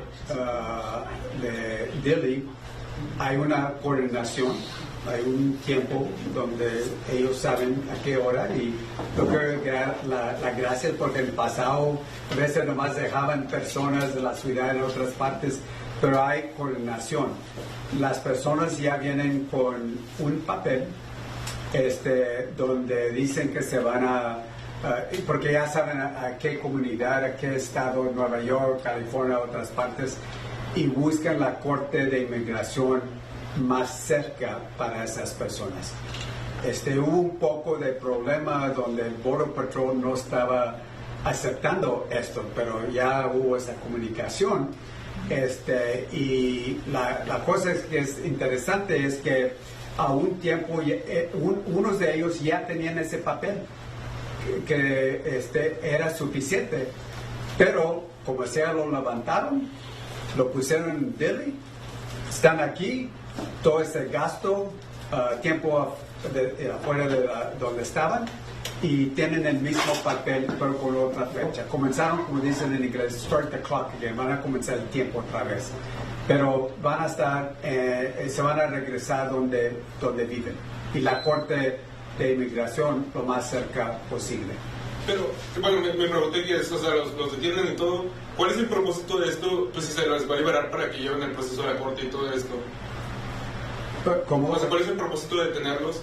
Si, se va a llevar a corte y se los va a liberar para que... Bueno, esa es la pregunta, es que unos de ellos fueron levantados saliendo de la corte. Algunos estaban trabajando en otra parte. Es que por eso estoy diciendo, ¿por qué levantaron a unos cuando ya tenían el papel? Y lo están dando el mismo papel, el mismo permiso que ya unos de ellos tenían, no todos, pero unos tenían ese permiso, que es una promesa donde van a decir, me voy a presentar a la corte en esta ciudad, ese estado, en esta fecha, a ese tiempo. Unos de ellos ya lo tenían. Mr. Congressman, perdón, si puedo añadir. Un mito que existe en la nación es que esta gente no se presenta en el corte cuando tiene fecha. Y la gran All right, guys, we have another breaking development right now. We have some individuals speaking about the detainee, that is a 5-year-old boy, Liam Ramos, who has been the subject, really, of a lot of discussion, controversy, and really ire, not only from the Minneapolis and Minnesota community, but from others across the United States. So we want to get to, I believe their lawyers speaking for this boy right now. We're going to go to this right now. It's withdrawing thousands of agents. And my message for Mr. Holman and this administration is very simple. We are not satisfied with the retreat. We demand reform. Retrenchment is not enough. Not a dime more to DHS, not a dime more to ICE. We as a community collectively demand accountability. And that means everyone from the bottom to the top requires investigation. Criminal investigation of those who pulled the trigger and those who are their accomplices. And no, there's no statute of limitations for murder under federal law. Whether it's under this administration or any other, people need to serve time for taking the lives of others. And that criminal prosecution needs to go all the way to the top. I have called for Kristi Noem's resignation for many months. I have joined in the urging of her impeachment, but there are many more in the line of command. Everyone needs to be accountable, and we'll hold them accountable as a community and as a nation. We need an unmasking of agents, and we need an unmasking of this agency and this administration. We as a community demand what every community demands of their local police department. We are well served by our sheriff and our police department, imperfectly as all human organizations may be. But if we had even the minimal amount of accountability we see in local police and we held our federal agents to the same level of accountability, this would be a dramatically different nation. So we stand together, and I'm honored to serve with so many great leaders throughout the community to demand reform together. It's now my great honor to introduce pretty darn good mayor here in the city of San Jose. I heard a little rumor he may be doing other things, but we're going to be focused right here on what's going on in San Jose. Mayor Mahan, thank you so much for joining us.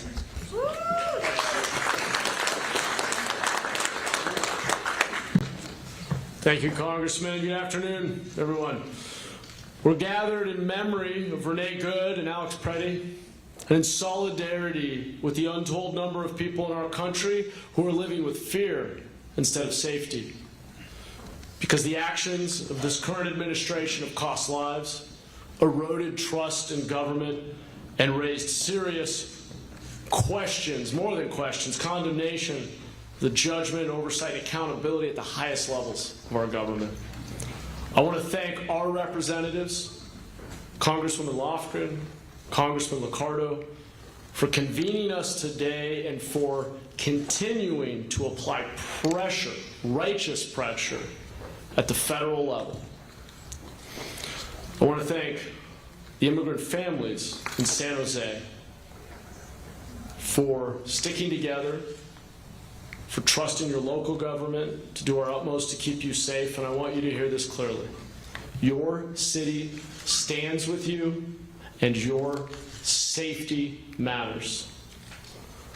We've adopted a policy that prohibits ICE from using city-owned facilities for activities like staging, processing, or establishing operational bases for enforcement actions.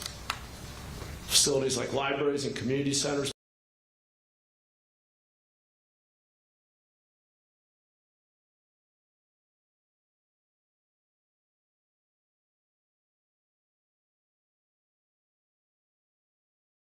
Hey guys, we're going to take a quick 2-minute break, having some issues. We'll get it back and straightened for you right after we see you in this 2-minute break.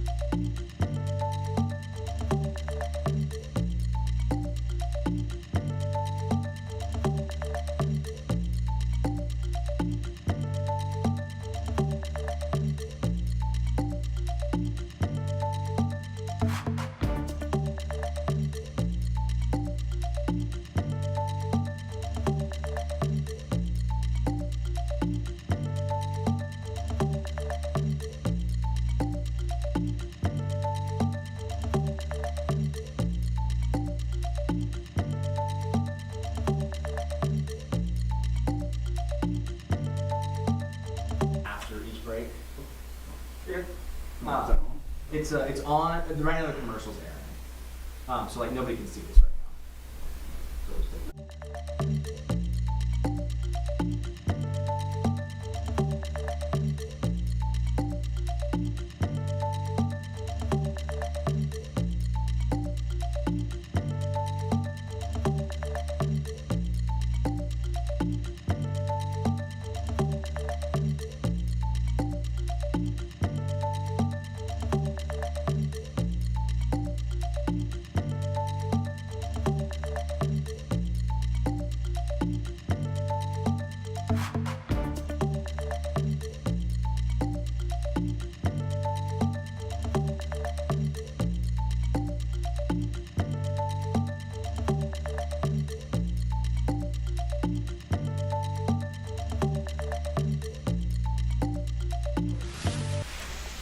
We are back, everyone, here on WCNC Plus. The presser is still going on in California on the 5-year-old boy who was arrested and detained by ICE. Let's go to this right now.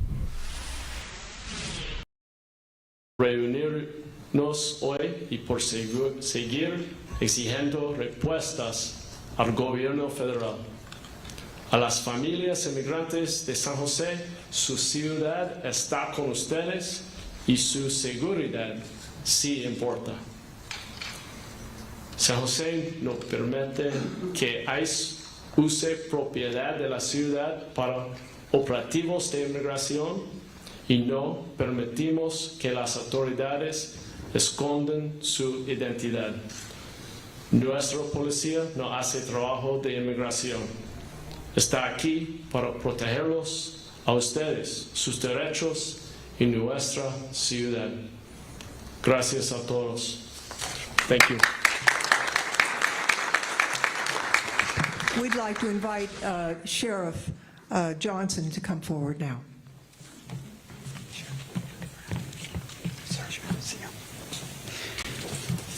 Good afternoon. You know, we've heard words of accountability, public trust, very important words. And as we prepare, when I say we, the Santa Clara County, the Bay Area region, prepare to welcome hundreds of thousands of people into our region, starting actually this weekend, if they haven't already started to arrive. It's a very important time for our community. And we have been working, and when I say we, I'm going to mention a few, have been working very, very hard to ensure the safety of all residents is in place for these upcoming events. You know, the Super Bowl, as all of you know, is one of the largest events that the world has to offer. And all eyes will be on this county and how we protect our citizens and residents and visitors. And so it's a huge honor to have a Super Bowl in your county, your region, but it's also a huge operational task to prepare for. You know, and one thing is that I want to begin by acknowledging, just like standing here next to me and behind me, the amount of partnership it takes, both on a regional level, local level, state level, and federal level. It takes these partners to be communicating with each other, trusting each other, and working in collaboration to ensure that this event and the other events that are coming to our region in the upcoming months remain peaceful and safe, and, as the Congressman mentioned, in line with our community values. And one of the things that I know is, just like the representation here today, we have those same partnerships in the law enforcement world. So I want to acknowledge the fact of the amount of work that's gone on, because an event of this magnitude doesn't happen by any one agency alone. It happens in cooperation with our state and our federal partners. So you are going to see many different uniforms throughout this region in the upcoming weeks, working together. But what I want to assure you is that we have been working together for the safety of everyone in this region. And it has been a very, very long time and a lot of work over the past year and sometimes even 2 years in the making.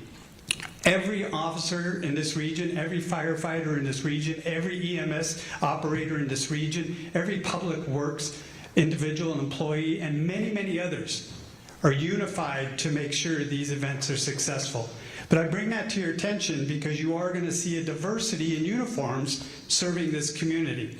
But I also want to say that while we're in the midst of this preparation, there's speculation that the Immigration and Border Enforcement is going to come to this community to do some activity, enforcement activity, before, during, and after the Super Bowl.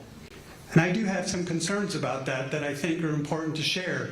The first is, if that information is accurate, there has been no communication with local authorities that these types of events are going to happen. And when I talk about accountability, responsibility, there's another key word, transparency. We have to be transparent in what we're going to be doing so that we can allocate resources appropriately to ensure everyone is safe in this community throughout these events. And without that collaboration, without that transparency, it creates tremendous anxiety for our community and for the public safety individuals as well, because we don't know what to expect. We are preparing for the known events, and it is also we're preparing for the unknowns. But that variable, that if it's going to occur, that needs to be communicated, because that is something we can plan and adjust for if necessary. But again, this anxiety that's been created in our community, and the word was used as fear, that is just driving this not to be a successful event. We want this upcoming couple of weeks to be the most amazing experience that everyone can ever imagine coming into this region. And I am committed, and I want to assure our community that we are going to be here for you, side by side. So as you're getting off those trains, you're getting off those buses, yeah, high probability you're going to see somebody in uniform. But if they're not masked, if they're wearing tan and green or blue or black, trust me, they're there for your protection. They're there for your protection. If they're masked and they're trying to hide their identity, then somebody hasn't communicated with us. Because we've made it very clear to our officers, our workforce, is to be open, transparent, and engaged with this community for the next few weeks. And that is also our goal on each and every day.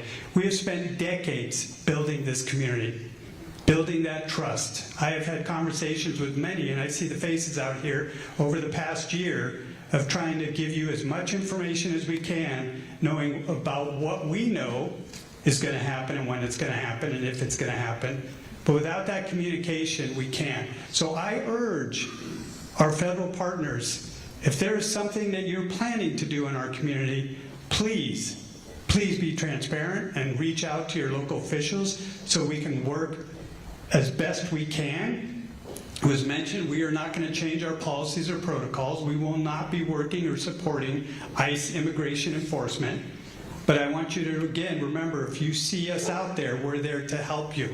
And we will be there. So don't hesitate to contact somebody wearing a uniform as these events unfold, if they're walking around trying to engage and make sure that you remain safe. So again, thank you for putting this together. I look forward to a successful event in the upcoming weeks. Thank you.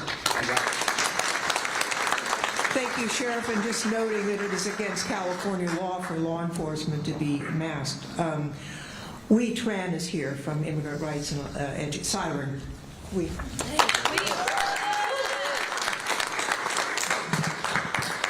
Good afternoon, everyone, and I do want to extend a lot of appreciation here for our Congress members, Member Liccardo and Member Lofgren, for their powerful words and showing what it takes to protect the immigrant communities that we serve and that are in our county. My name is Wee Tran, and I'm Executive Director of Siren. Since the mass deportation campaign began, we have seen immigrant communities terrorized by federal agents. Immigrants who are in the country legally have been detained using the court processes that were created for them. Immigrants have been detained in ICE offices not designed for that and held for days in substandard conditions. Immigrants have been dragged out of their cars and hospitalized by overzealous federal agents who care not for our Constitution. And to be clear, these are incidents that happened in California, some of it in our county. Santa Clara County is actually one of the most impacted by ICE's so-called targeted operations. Through the Rapid Response Network, of which we are a member, we receive calls from across the county to respond to ICE sightings. There have been days where our dispatchers field upwards of 120 calls a day. The sheer volume of calls has long informed us that fear is rampant.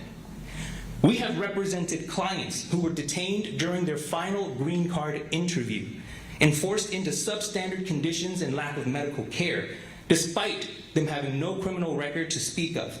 Now those families are afraid of what can happen to them. All of this should make clear that despite our policies, we are not immune. While there is fear, I also want to make clear that there is mobilization, there is anger, and the willingness to fight. What we have experienced and seen is why... Hey guys, going to take another 2-minute break and we'll come back right after this.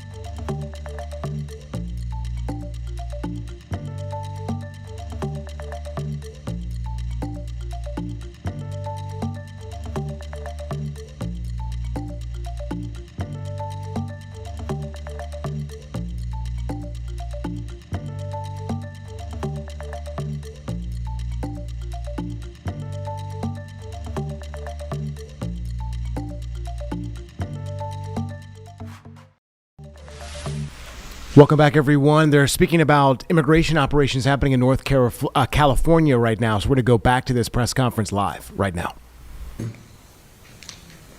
Taking a page from God's example, we too have witnessed the affliction of our brothers and sisters in Minneapolis, in Chicago, in Los Angeles, and in multiple cities and towns across the United States. We too have heard the cry of 5-year-old Liam Ramos and known well the suffering of those who mourn the deaths of Renee Good and Alex Preddy. God promised his people a land flowing with milk and honey. Milk that makes one healthy, and honey that reminds us of the sweetness of the fullness of life, of God's justice and peace. Yet there is nothing healthy in the chaos that this immigration enforcement has brought to these cities. And there is nothing sweet in the trampling of human dignity and the traumatization of peaceful communities. As these thoughts weigh on our conscience, let us lift our hearts in prayer. Good and gracious God, you sent Moses to restore dignity to God's people. Summon us now to witness, to hear, and to know well the suffering of our sisters and brothers in distress. Commission us now to restore human dignity, to restore just and well-ordered communities, and to be agents of healing and peace. Help us to work toward a comprehensive immigration reform, one that includes the just and dignified treatment of migrants, of refugees, of asylum seekers, and one that preserves family unity. Help us to preserve a just and well-ordered society. As we address urgent issues in the short term, strengthen us at this moment to prepare a land truly flowing with milk and honey, a land with the rule of law, with due process, one that preserves family unity and respects the dignity for all of God's children. We ask this in your sacred name. Amen. Thank you.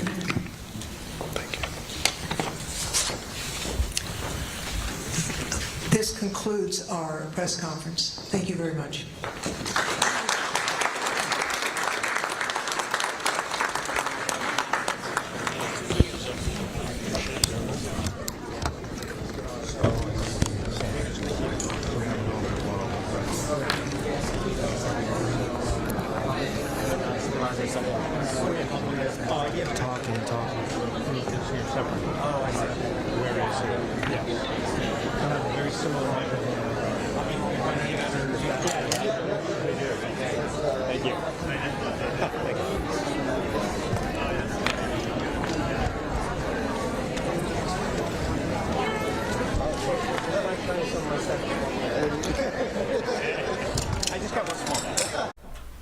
Everyone, we've got just about 30 more seconds or so of our stream here on WCNC Plus. We had been updating and talking about this crash on I-277, which, as you can see, is still impacting 3 of the 4 lanes. Well, 1, 2, 3, 4. Yep, 4 lanes. Just double checking here, my math. But this is a multi-vehicle crash happening in Uptown on the Brookshire Freeway, 277. This happened around 3:17, 3:15 p.m., and we're expecting